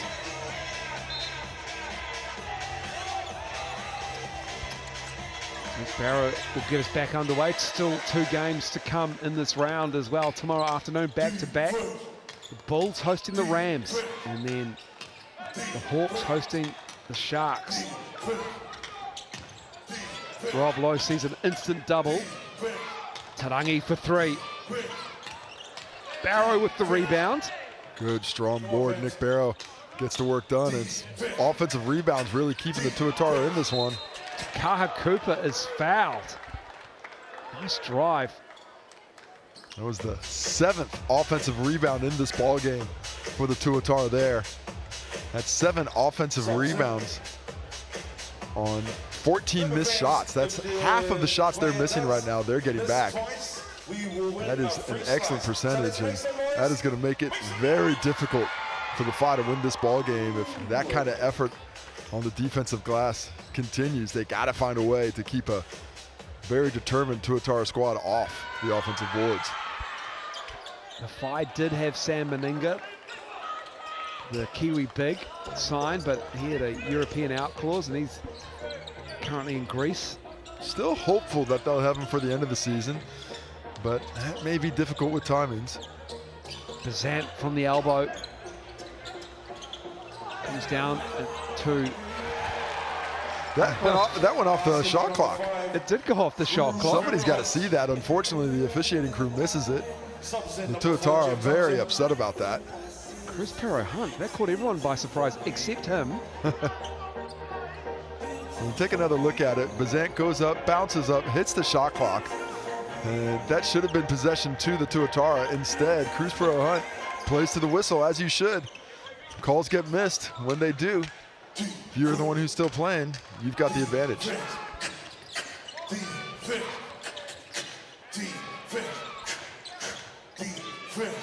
It's a skinny 2-point lead for Tamaki Makoto franchise. And then Ruben Tarangi makes it easy as with a drive there. And the lead is now 4. What a second quarter for Tarangi. He's up to 12 points now. Vance Jackson Jr. back into scoring form from behind the arc. That's a difficult cover for Rob Lowe, too, as you see Rob Lowe get the foul on Jaden Bazant on the mismatch. But shooting bigs, drawing Rob Lowe away from the paint, that really changes the face of this Tuatara defense. If they're going to match up Lowe continually on Vance Jackson Jr., that's going to open up some driving lanes, because you obviously cannot leave him open on that perimeter. He is showing that he is a premier shooter for a big. That is his 3rd triple of the ball game, up to 13 points now. Oh, he's listed at 6'9", Vance Jackson Jr., but he's standing next to Ruben Tarangi. He's a 6'7" guy. You know, Pacific shrinkage, it occasionally happens on the plane. It's happened to many an import. You just get a little bit shorter when you cross that international date line. But there's nothing wrong about that stroke from downtown. Vance Jackson Jr. He is in vintage shooting form. He's 3 for 5 in this first half from downtown. 60% not bad at all as Ruben Tauranga physically getting through screens. Jet Thompson in the game for the Whai, number 4. Bazant to Boucher, kicking it across. Thompson has it, 4 to shoot. Jackson Jr. knocking down another triple. He's living behind the arc. Nice little creation there by Jet Thompson for the dribble handoff. Jackson Jr. takes advantage. That gives them the lead, and then Nick Barrow snatches it right back. They love the form and the release on the Tuatara bench as well. It may not be the prettiest shot in the world, but that is his bread and butter. Him at 15 foot, you can just about count that one 90% of the time. Oh, the look away, Jackson Jr. with a turnover. Real heat check moment there. Glidden stepped in. And Rob Lowe. A mismatch in here. Rob Lowe just able to go to town. We'll back down on Holland. And Holland is called for the foul. That is the second personal on DeMarcus Holland. Phil Carr comes back in the game. Jaden Boucher will sit. A bigger lineup for the Whai to match a beefy lineup for the Tuatara with Barrow and Lowe down low, and Ruben Tauranga as a 3-man. There's a lot of switchability on the Tuatara right now. Rob Lowe makes it look easy from the Chemist Warehouse stripe. 9 points now, 3 rebounds, a couple of steals for the big fella.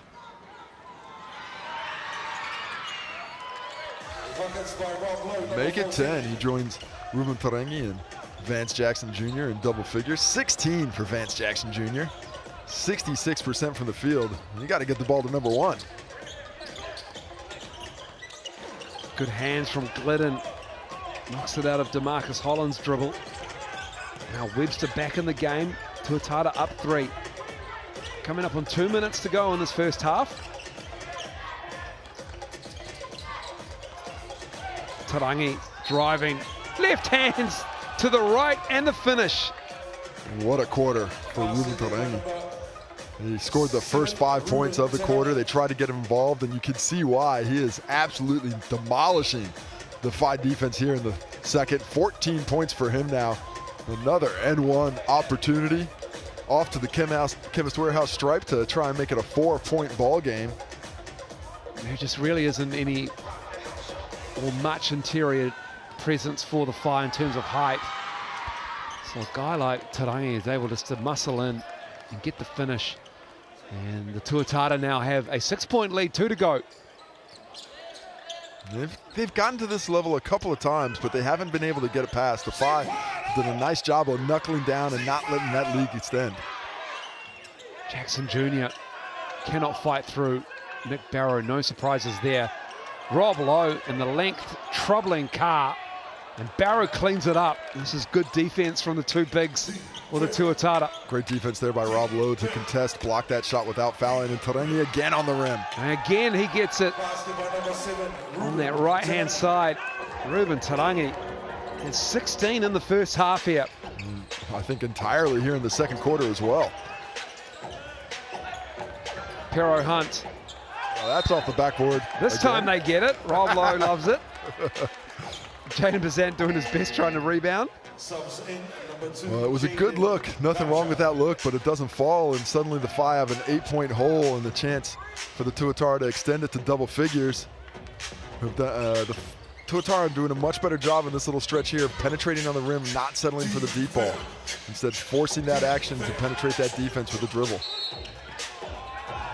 Is that an N1 or no? They don't count that one, so it hadn't quite gotten into his motion yet, but Vance Jackson Jr. picks up his second personal foul. Yeah, the Tuatara have really just decided that dribble penetration and finishing at the rim now is working for them, and that is what is coming to fruition. They're starting to pile the points on in the paint. Good adjustment to the defensive pressure. The Whai very aggressive on the ball. And you see what the Tuatara have done. They've spread it out. They've essentially gone 5 out, so there's nobody in the paint to help out after you get by that initial pressure. And when that pressure's so tight on the ball, when you're so active, it's tough to slide. You need a little bit more help, and because of those late rotations, the strength of the perimeter shooting, the Tuatara have just about bent this defense to their will here in the latter half of the second quarter. They have been in the bonus for a while in this quarter now, the Tuatara. They've just got one foul against their name. There's Jaden Boucher trying to control it, and he does well to do it. Jackson Jr. dragging low out again. And Pero Hunt. Jackson Jr. glidden on him. No foul called. As the shot clock expired. Bit of contact, probably unlucky not to get a whistle there, but a 2-for-1 opportunity for the Tuatara. Rob Lowe with the finish. Beautiful pass, Corey Webster drawing multiple defenders. A lack of defensive communication for the Phi. Not quite a 2-for-1, more than likely the last shot of the quarter here. He's such an underrated passer, Corey Webster. Not a lot is given to Corey in the way he passes the ball, especially in the later stages of his career. As Pero Hunt. Player timeout in use here, use it. Look at the vets looking at the vet referee, and it will be a player timeout. No coach involvement, and it's players only on the floor with 30 seconds to talk about what they want to set up. And here it is. It was the Barrow screen, and then the leak from Lowe, the look from Corey Webster on the GJ Gardner-Holmes replay. Just a lot of Phi defenders turning and looking at the ball. Rob Lowe running that lane. Corey Webster keeping his head on the swivel and creating that opportunity for Rob Lowe, who is now up to 14 points. Ruben Tarangi on 17. Corey Webster on 9 with 3 assists. Overall, the Tuatara just 4 turnovers here in the first half. And now we are back in play with 3.5. What do the Tuatara have? It's Lowe. Plenty of time, wild shot. Rob Lowe wanted a call, none forthcoming. 10-point lead for the Tuatara in Tauranga right now. They fought back nicely in the second quarter, and they lead the Phi 51-41. Rise Dance Company.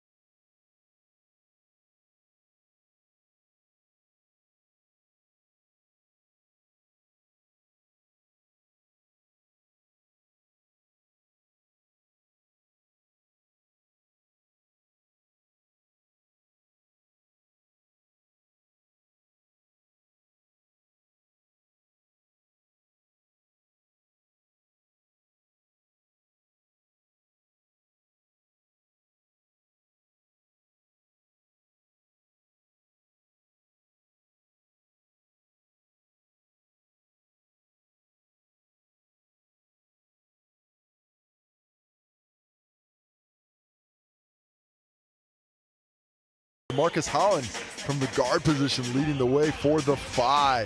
When we go to the assists, a lot of one-on-one basketball.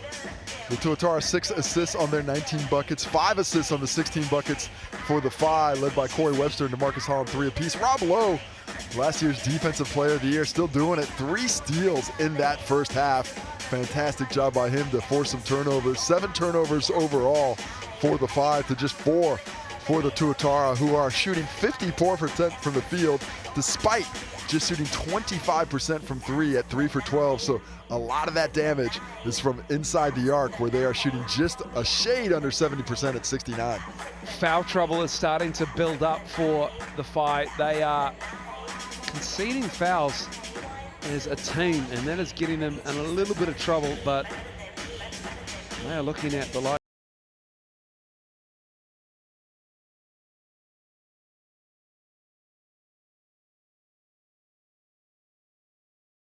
situation that will play a part in the second half if they continue that way. And you notice Casey made the read on that second quarter. Just the ability to open up the lane by having 5 out and no real presence around the rim defensively for the Whai. Yeah, it makes it difficult when you have to guard those shooters everywhere. And then you look at where the bench contribution is going to come from. Just so far for the Whai, 2 points off the bench. That's from Jaden Boucher. The Tuatara not too much better, just 4 off their bench. But they are used to depending on that starting lineup. Of course, let's not forget the Tuatara still have Tom Vodanovic to come, so still a bit of improvement to do. We'll take a break. We'll come back with the second half for you from Tauranga. Hey, make some noise for Canada, everyone. So, what we're going to do is, we're going to give you 3 shots, and hopefully...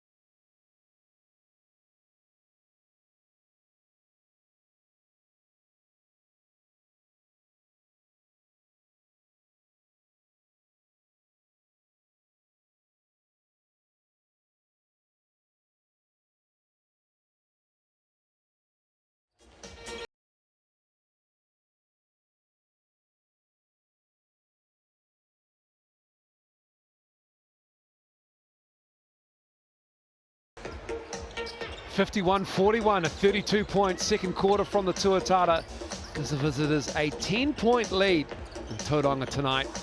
The Whai in their inaugural season, their second home game, their second game overall. And for the fans here, they were treated to a Vance Jackson show to start with. 16 first half points, but it's been the vets, Tarangi and Lowe, combining for 29. Yeah, had a score adjustment at halftime where Tarangi cut down from 17 to 15, but 15 still not a bad haul in that second quarter where he really turned things around. Started with the first 5, and it hasn't affected the poll so far. 69% of you on mixandpick.com or using the app have chosen the Tuatara, sticking with it. Looks like the right choice right now. Yeah, the vets of the Tuatara talking amongst themselves. Aaron Young, a well-respected coach. He's come off a good season as an assistant at the Perth Wildcats in the Australian NBL. And for coach Matt Lacey and the Whai, they have some adjustments to execute in the second half. Well, if I'm Matt Lacey, I'd like to see my team pick up the pace a little bit. You know, this is an older team playing their second game of the week. We haven't played in over 10 days, so we should be pushing this pace. We should be getting this team whose majority of the starters have all played over 15 minutes, all except for Josh Ledger, have been out there more than 16 and a half minutes in this ball game. So keep pushing the pace, try and get them sped up a little bit more. They're too comfortable. Defensively, we need to find a way to keep them off that lane. We can't let them get those driving and attacking the glass because we don't have that back line of defense to deter penetration and finishing at the rim. So you have to do a better job on the ball, changing direction, and not let those straight line drives. And for the Tuatara, you're obviously just thinking more of the same. I'd start this quarter if I'm them with another post up for Ruben Tarangi, get that ball in his hands and let him know that we're going to keep feeding him as he's getting hot. And then as the quarter goes on, look for Glidden, Webster, and Rob Lowe to get themselves involved, both in that perimeter and down on the interior as well. So it's Nick Barrow out there to start the second half for the Tuatara. And Josh Ledger started the game, but has played less than 5 minutes despite the first bucket of the ball game. Come on, Coach Aaron Young. Well, give the man a chance. He comes out there, he produces, you glue him to the bench immediately. Jokes, of course. Josh Ledger, he was with the Jets last season. He started late after having, I think it was a shoulder injury. And Corey Webster and Jaden Bazant, I'll be looking forward to getting into each other's faces when it comes to shooting the basketball here. They are two very good players who match up very nicely. Corey Webster, I wonder if Jaden Bazant's going to start talking. He knows better than that. All friendly bets right there. Jaden Bazant wearing number 66. 6 points in the game, just the 2 triples I mentioned earlier, but he's a guy I think he can get a little bit more involved on that second side. Holland, Carr nails that 3. The perimeter shooting of these bigs is a real weapon for the Whai. The Tuatara tried to contest that one, but if they keep shooting like that, you should see a little bit more space for the driving lanes. He has 7 now. Carr had 24 and 13 rebounds against the Hawks. And a lot of that was that second half. The pick and pop was exactly where he shone, very similar to the shot we just saw there. Rob Lowe trying to make it happen, and then it is Nick Barrow charging hard to try and get that rebound, but he couldn't save it. Good hustle to get on the glass, but Vance Jackson Jr.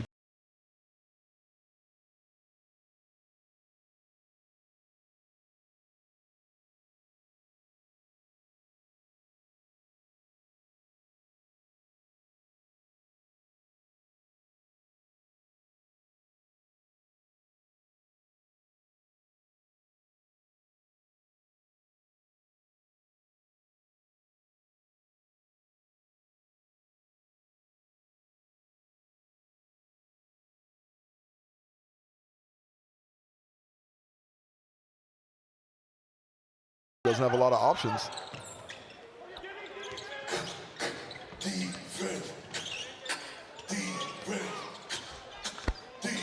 Tarangi, oh no. That's just Poor communication from the Whai there. You got to stay with the ball.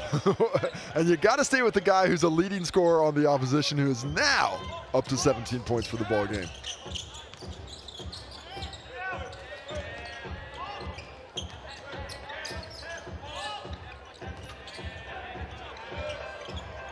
Holland misses. Webster with the board. Probably need to get that ball through more hands on this side. Force this Tuatara team to go side to side defensively.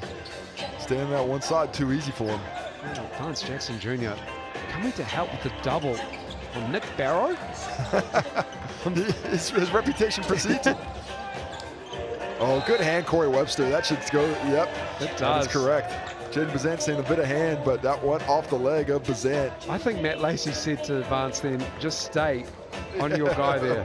We don't need to double there. Double the tall one. Was a bit of a mismatch, but you're not too worried about it.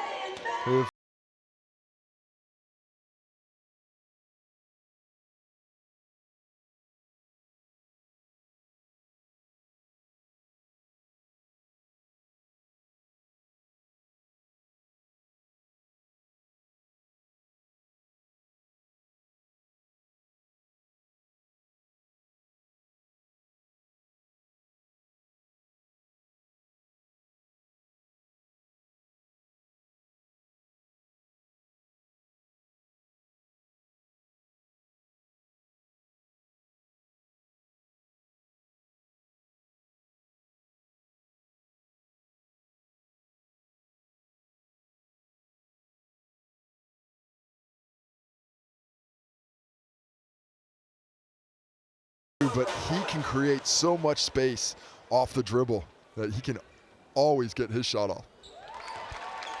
Basketball number 1, Vance Jackson Jr.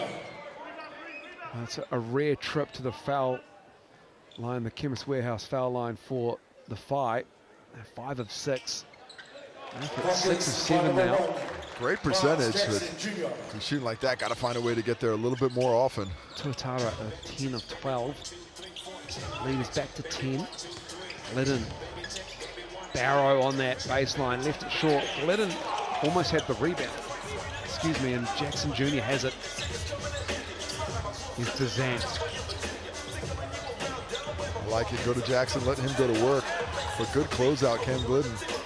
Now they're trying in the post.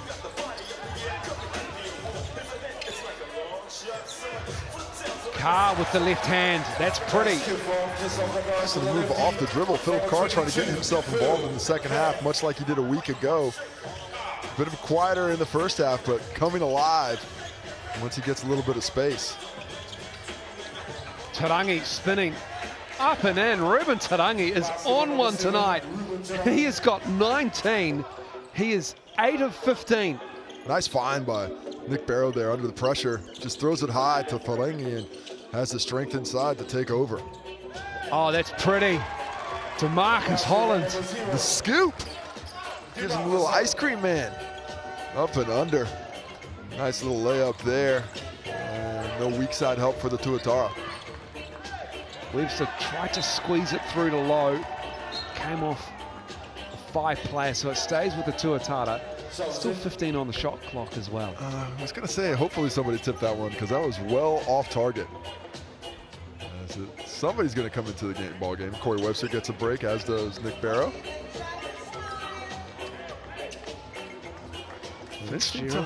Sorry about that, Bulls, but interesting time here. Corey Webster going out. So look to see that hand of the ball in the hands of Ruben Tarangi just a bit more.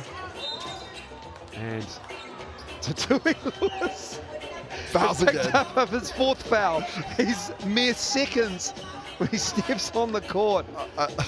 I don't mean to laugh like that, but it's unfortunate. Just a little bit too physical. I think that was a headbutt. I think it was, yeah. I think it was fully accidental, but just the head into Ruben Tarangi's chin there, and gets whistled for the quick one right back to the bench. He sits as well. Tough day. It is tough for Tatui Lewis. He's an exciting player. He was real big off the bench for the Whai in round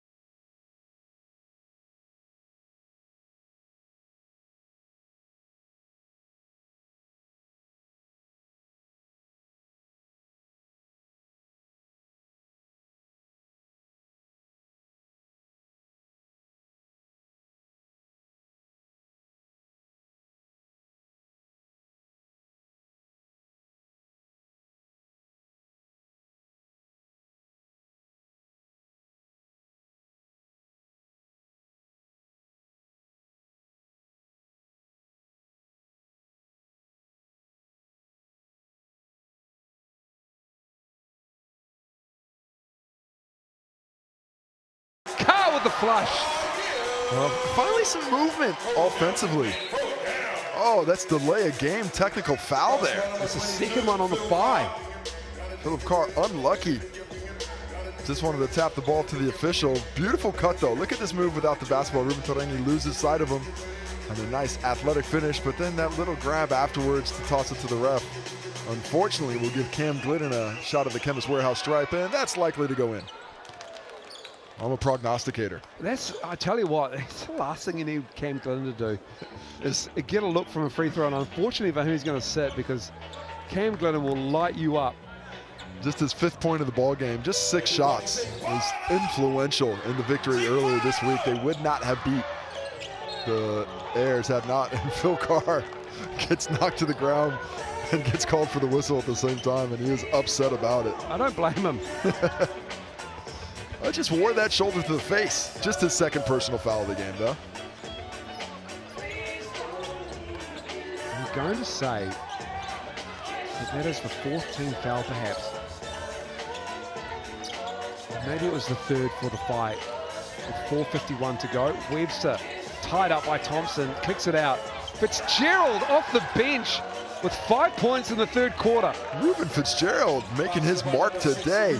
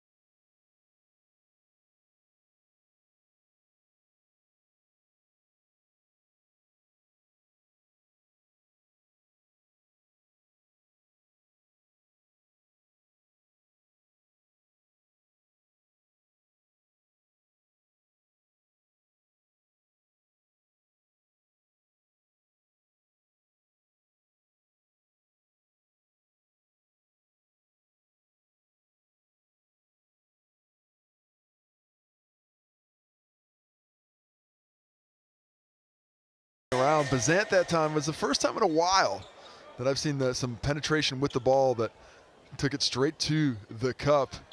And Bazant's able to finish the first from the Chemist Warehouse stripe for his 7th point of the ball game. The Whai, they have now 2 teams playing basketball in New Zealand. Of course, the Whai in the Tauihi Basketball League. Fantastic news this week, of course, in Tauihi. With the big news about the change of season, an influx of investment. So you see salary double in that competition and go international as well. A lot of news, a great opportunity for the Wahine ballers here in this country. Webster. Rob Lowe battling for that rebound. Jackson Jr. tied him up. That's the 15th foul on the Whai in this quarter. And that's the 3rd on Vance Jackson Jr. See him just tangled up there, pushing around, grabbing, doing whatever he can with big Rob Lowe. Just lean on the big fella. That is 6'11" and about 120 kgs. Jaden Bazant, can't believe it. Thought it was clean.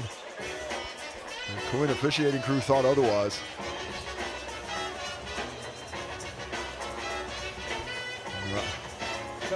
Farrell rolls nicely. Good find. Ruben Tauranga. That looks pretty clean from that angle. You've been robbed, Jaden Bazant. I'm sorry. Nick Barrow at the line. Shooting 2 from the Chemist Warehouse foul line.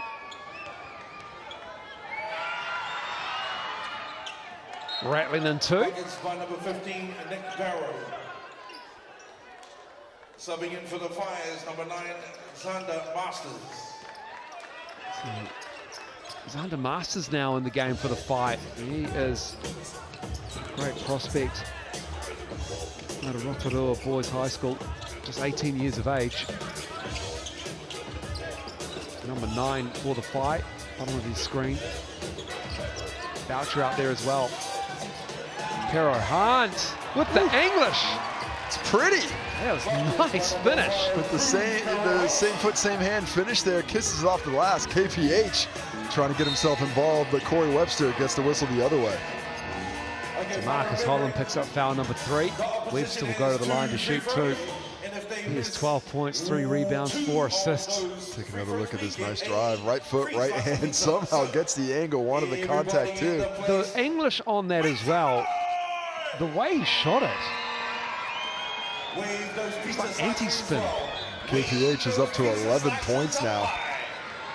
Huge in the first game.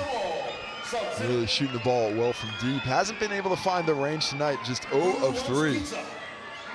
Him and DeMarcus Holland, the only SPY starters who haven't hit a three-point shot today. Basket by number 9, Corey Webster.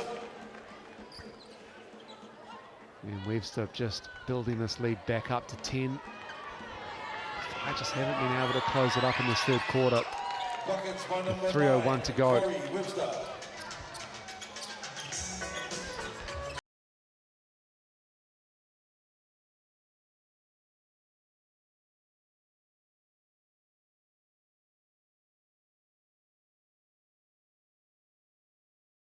Kaha Cooper. And that will be Tuatara basketball. And the delivery wasn't great, and then Marsters couldn't handle it, but the Tukaha Cooper hustle there at half court forces the ball off Marsters' foot. And now a chance for an Auckland team that just really seems unbothered right now by the FI defense. They're getting the spots they want to get, they're getting decent looks, and they're imposing their will in this game here in the third quarter. Marcus Holland picks up foul number 4 here. I think that's offensive foul there. Oh, it is. Corey Webster. Corey Webster is surprised. He does not understand what he did there. I didn't see it from the angle we were at. We were a bit blocked by bodies. That's his second foul. And 68-58. Timeout called. Home game is 5 versus Southland Sharks. And that's on Sunday, the 21st of April. Tuatara, right here at Baypark, as I mentioned, Mercury just Arena.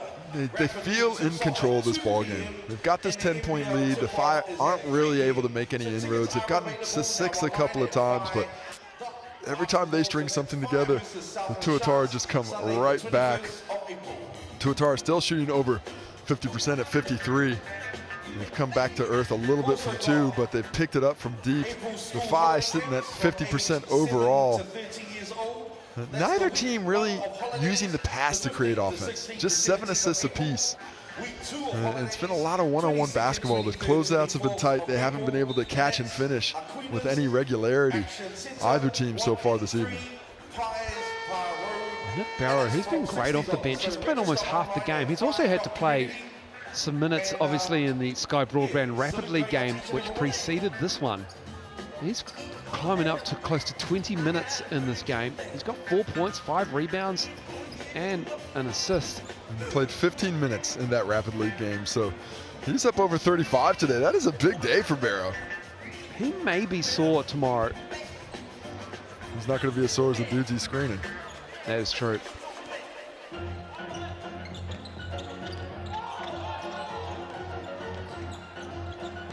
See what they come out of the timeout with. Try to get the ball for Cruz Pero Hunt coming up top. Instead, it's DeMarcus Holland. Masters gives it to Pero Hunt. And Nick Barrow, he was like, I just stood there. Didn't see from our angle him shifting his hip. He looked like he was pretty well set as KPH drove into him. Thought it might have been Corey Webster reaching from behind, but instead, let's take a look at it. Here's the drive. Nick Barrow comes around, and I mean, he's just standing there. That is, looked like he was in decent defensive position. Cruz Pro Hunt created the contact, but not the way the court officiating crew saw it. Just see when it updates as to who their foul is on. I missed the call from the number by the referee. It could be Corey's third, if it is. Well, Corey's talking about Nick Barrows staying straight up, so it doesn't look like he's too concerned about a whistle coming his way. It might be Barrows' second. Make some noise! Everybody say It is Nick Barrows, actually Nick Barrows' third personal foul. So it's his third there. 68-60. Webster misses that. I have an opportunity here to claw this lead back before the third quarter is up. Jackson Jr. falling away in the key. He's very comfortable shooting that mid-range. I like the little fadeaway to create a little bit of extra space. And once again, here we are at 6. But do the Tuatara have an answer? Glidden misses that. Jackson Jr. with the rebound. That's his fourth. He's got 22. Big moment here for the Phi. I think they got to get this under 5 here just to get some momentum going into this fourth quarter as Rob Lowe's about to check back in. Got to find a way to bend the defense here to get a bucket. Jackson Jr. Aaron Young didn't like the set that they had defensively, and they get the rebound. Jackson Jr. has it. U14 on the shot clock. Jackson Jr. with the matchup on Barrow. You'll like this one. Long two. Glidden with the board. Cam Glidden cleaning the glass tonight with 5 rebounds. And the Phi go back to the one-on-one game. I'd like to see a set there. Try and make this defense work a little harder. Ruben Tarangi just bullying his way through Masters. And that's a great response when the scores cut back down to 6. They get a stop, and now on this other end, let's not go for a 3 this time. We're not shooting the ball great from out there. Let's get the ball back to our leading scorer tonight and get him on the rim. Ruben Tarangi now with a chance to meet 20 points on a couple of attempts from the Chemist Warehouse stripe. He's just been so good at stepping up today when the Tuatara needed him most.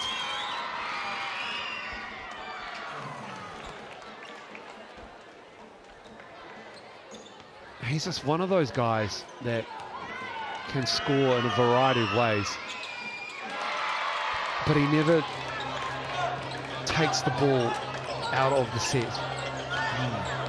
Yeah, he always works his way within the offense.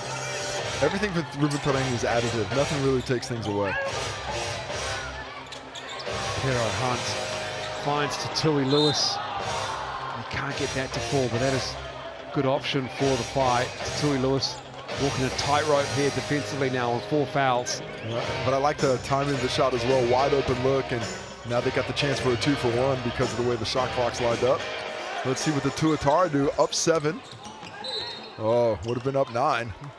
That is shots coming up for Ruben Tarangi. Not the worst foul. He just missed the free throw, so send him back to the Chemist Warehouse stripe. But need just a bit more judiciousness with the contact out there. The pace of this game is slowed here to finish this third quarter.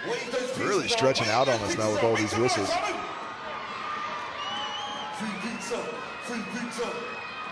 So Corey Webster takes a seat.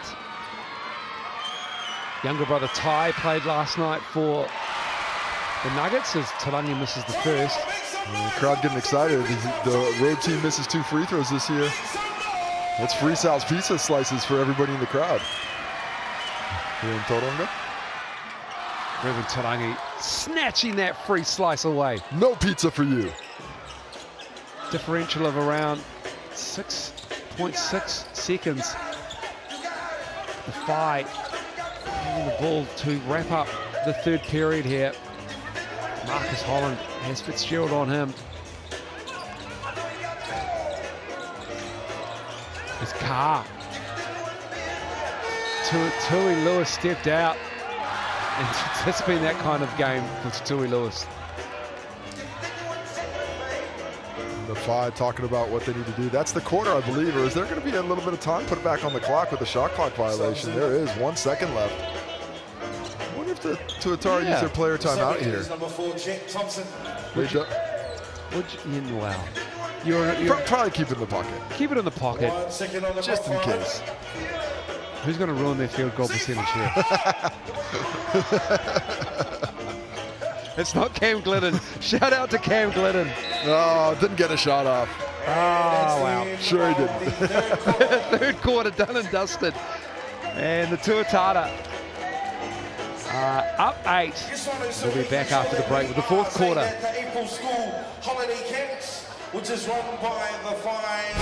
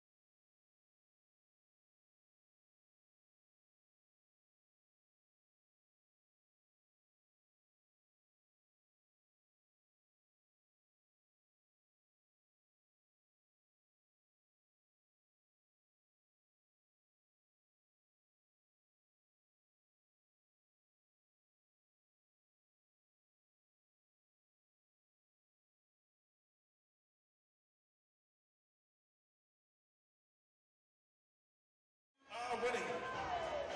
So young sir, make some noise for this guy who was blinking very fast.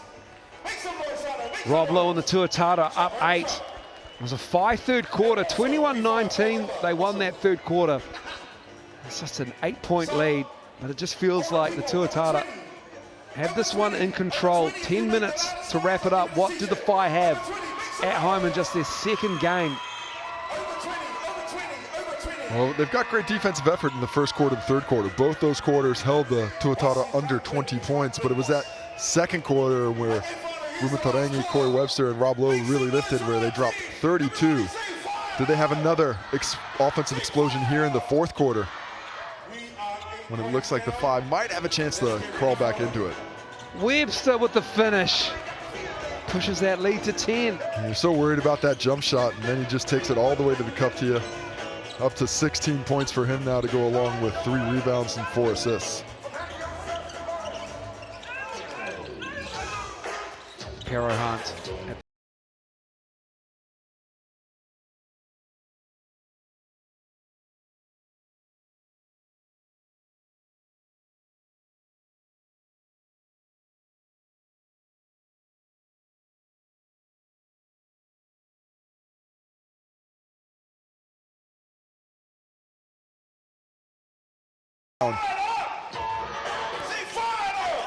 Whai need to respond, need something getting to the cup, need some positive energy, something rolling downhill. Nice look to Holland from Jackson Jr. Here's Pero Hunt. Left hand is good. That's pretty. Nice cut there by Cruz Pro Hunt, and good unselfishness by DeMarcus Holland. I thought he actually had a look at the bucket had he turned around and got it. Instead, sets up KPH, who's up to 15 points now, as the lead is trimmed back to 8. But it's been difficult for the Whai to get too much closer than that. Got it to 6 a few times in that third quarter, but no more. Corey, step back 3, drills it. Just so smooth. Just so smooth. Just takes what you give you. Are you going to give me this? Well, now I'm up to 19 points on the step back. Jackson Jr. with a clean look. Lowe pulls down the rebound. Stole Cam Glidden's rebound. Have a laugh about it. That was definitely board thief there by Rob Lowe. Oh, Corey Webster, he wants to get some buckets. He's getting himself involved here. DeMarcus Holland all over him. Nice D. Great defense. He was the Longhorns Defensive Player of the Year 3 times when he was at the University of Texas. He's like that challenge tonight. Is that Tatui Lewis? That is. Gets involved, finds a triple. Nobody finds him in transition. Poor communication on that trip, and back to 8 points. The Whai, right there where they need to be. Just got to make it a point a minute from here, but the Tuatara, they've had answers. Rob Lowe with a nice seal. And he can't get the finish, and Barrow's on the board, but he can't control the offensive rebound. Vance Jackson just enough there. They get a 3 or 2 here. Aaron Young might call timeout. Tatui Lewis. Oh, that was the one. That was the one. That was such an opportunity for them there. Great look. Nice penetration of the defense by Jackson to draw defenders down. Tatui Lewis just couldn't make it drop. Corey Reeves to Rob Lowe. Nick Barrow gets whistled. No, Vance Jackson gets whistled for the foul. I think that's Tatui Lewis. Is it Tatui Lewis's fifth? His reaction. No, he wasn't too involved. That's got to be Jackson. And that will be, but if it is, that is his 4th personal foul. Oh no, it's Tatui Lewis going to the cup, so not quite sure. Tatui Lewis fouls out with 3 points.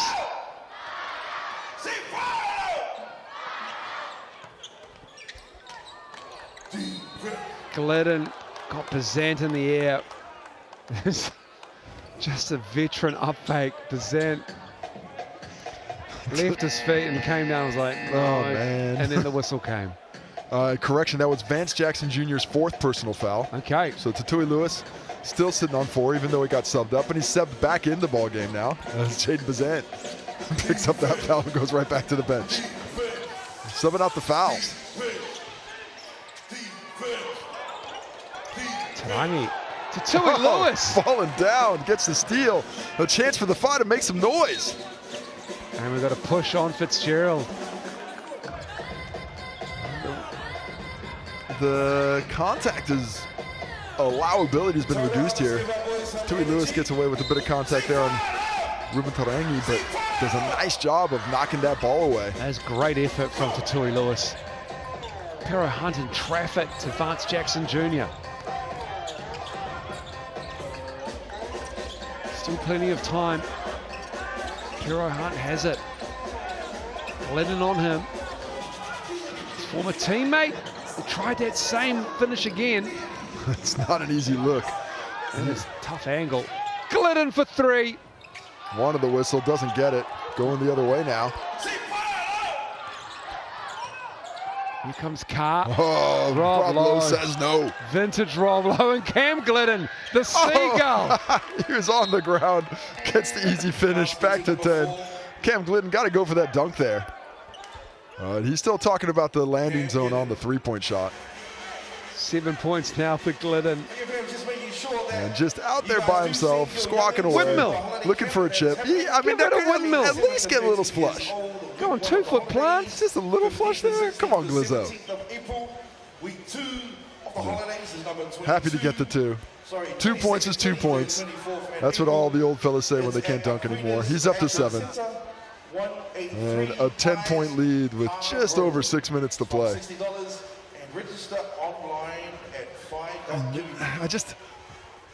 You got to see the Whai have to see that lead cut down to 5 points to just give themselves a little confidence, a little momentum down the stretch here. They continue to work their way within touch distance, but every single time the Tuatara have an answer. Vance Jackson Jr. leading the way for the Whai with 22 points. Cruz Pro Hunt 15 in support. Philip Carr 11.7 rebounds. Those are the top 3 scorers for the Tuatara. Ruben Tauranga 21, 19 for Corey Webster, and 14 for Rob Lowe. Rob Lowe also 10 rebounds, 2 steals and a block. Still plenty of time on the clock for this Whai team. And that's a nice looking 5 that they have. A little bit disjointed at times, but when the ball is moved, they have looked really good. And they still have Charlie Dalton to come, returning from the college basketball in the States, and of course Tom Vodanovich enjoying a truncated honeymoon. Congratulations on the wedding.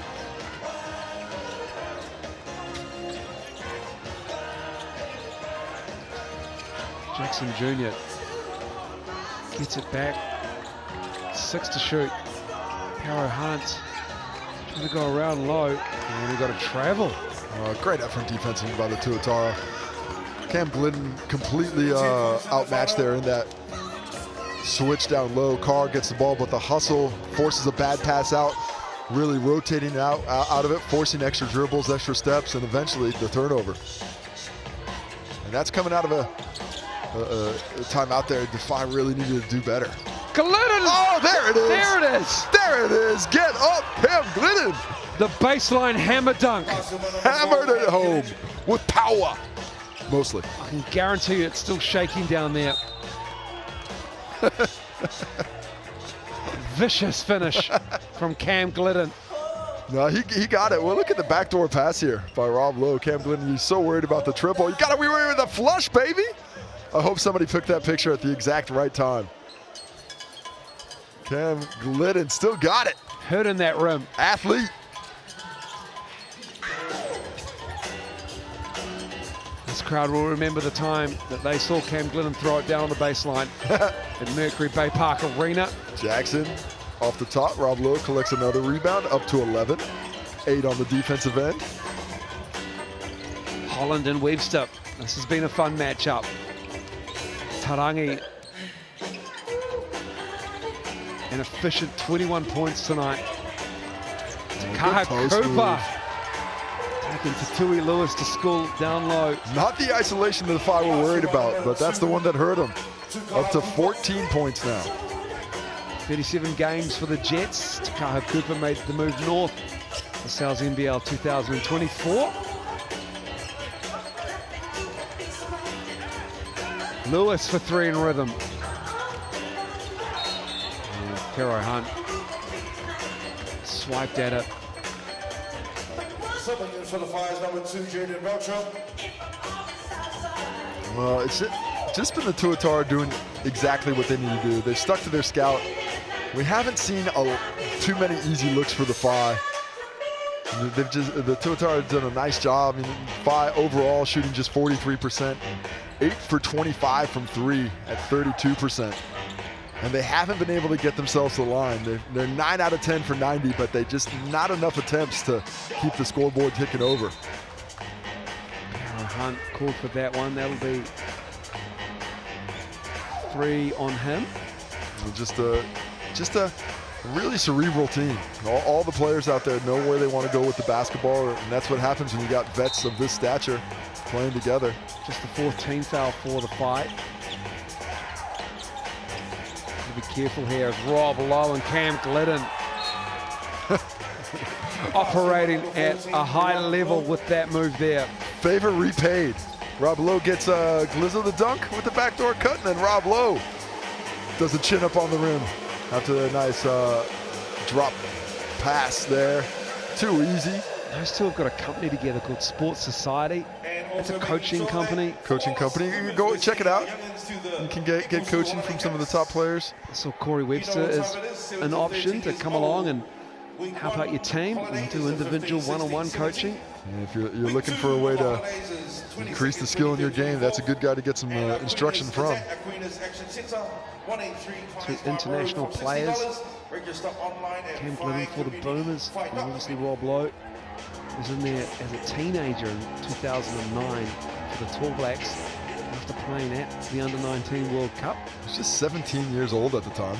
I'll tell you what he wasn't great at that year, picking up bags. Is that right? Was not great at it. He got better though. He learned.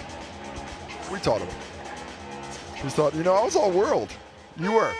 Those are the juniors, bud. Welcome to the big boys. Nothing quite as crushing as being really good in your age group and then having to meet older players like yourself, Casey Frank. Might not have been the most enjoyable time of his life. Good man, Rob Lowe. Great to watch him progress over these last 15, 16 years since then. Reigning MVP, of course. Going to go one step further than the last 2 seasons with this Tuatara squad. They've reloaded nicely. Vodanovic joining the squad, of course. Corey Webster joining the squad from the championship defending Rams. One of the rare teams to not use imports in terms of Americans. Yeah, they're staying away from the Cephos. Good choice. Rob Lowe pulls down the board. They essentially could consider Cam Glidden a local as well. He's based in the shore, not far from where they train and play. Tarangi. How about that? Ruben Tarangi. Just so under control. He's so much fun on Instagram. If you watch, he breaks down plays and analyzes them for you. I love to see him cut that one up and tell us what he was thinking. The spin around. And the Tuatara, despite the Whai making it close for a long time, with about 5 minutes left, it was 8 points. And now it is up to 18 with 3:11 to go. Look at this one.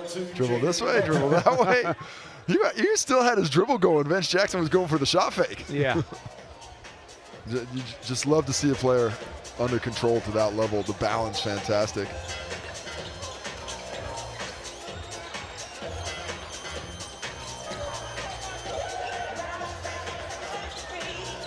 Pero Hunt, it has been a bit of a rude awakening for the Whai in their second game ever, after a great win over the Hawke's Bay Hawks in round one. And they've come up against one of the favourites to make the grand final. It has come undone here in the second half as Tatui Lewis. That is the energy he brings. And then at the other end, it's Corey Webster with the and one to Marcus Holland. Got him on the back.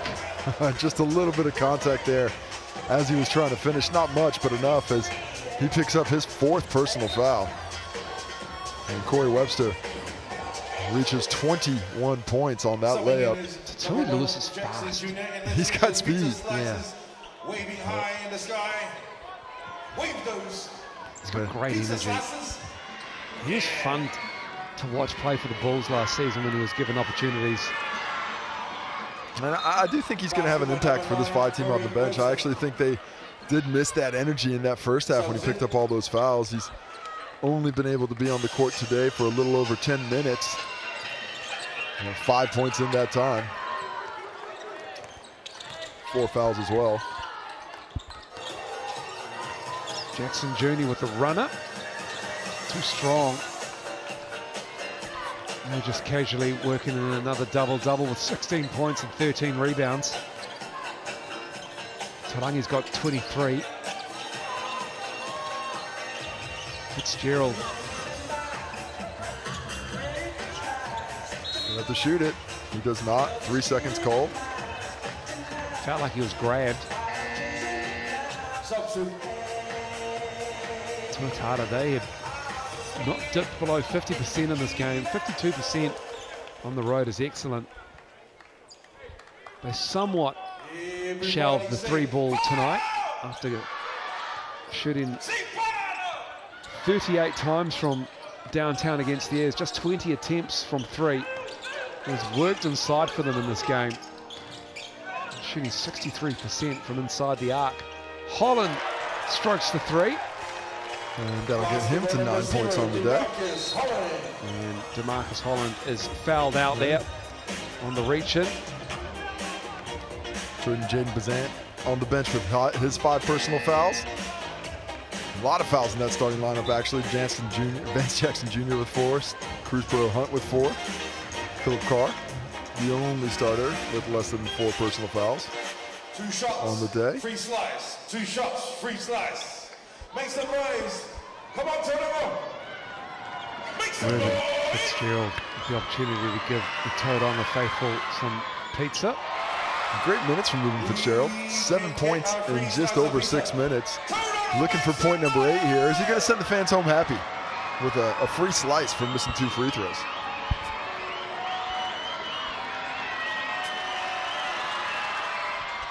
He does not. Take that, kids. Go home, cry to your parents. No pizza for you. Fitzgerald.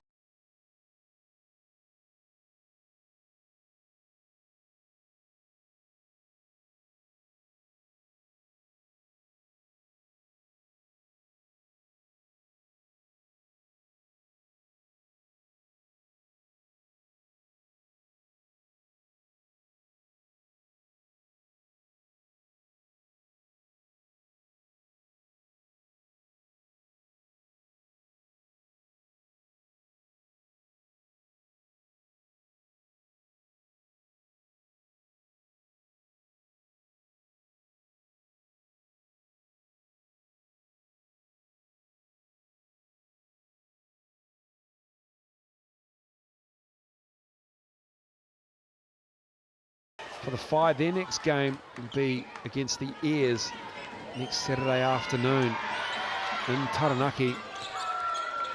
You love a road double, though. Get on the road, get a couple out. All these double headers early in the season means you got a little bit more time on the back end of the year. Yeah, that's 4 road games out of 5 for the Tuatara. And if you can get through a stretch like that to start the season, you certainly put yourself in good stead to finish strongly. It'll be a great game on the Sunday afternoon against the Rams. A rematch of the grand final. You're already talking about next week? We still got 2 games this round, Moles. We're doing one of them. I'm giving context. Good context. Thank you, man. Just of what these 2 teams on our screens are coming up against. But don't context and drive. No. Yeah, 2 great games tomorrow, Casey. Off the top of your head, can you remember what they are? We're calling one of them. We got the Bulls and the Rams. Are we doing that one? That's me and you. Oh, okay. Live at the Franklin Pool and Leisure Center. The Stockyard calling us back.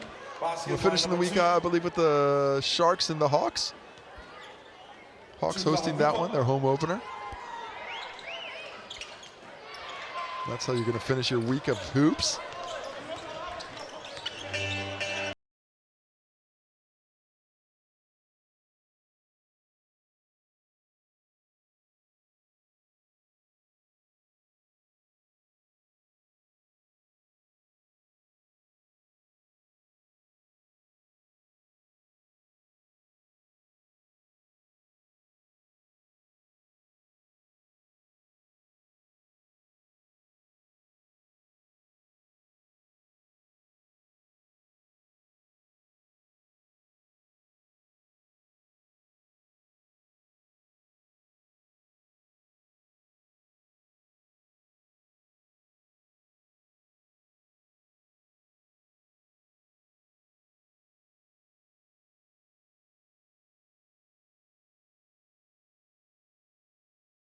For the field goal percentage.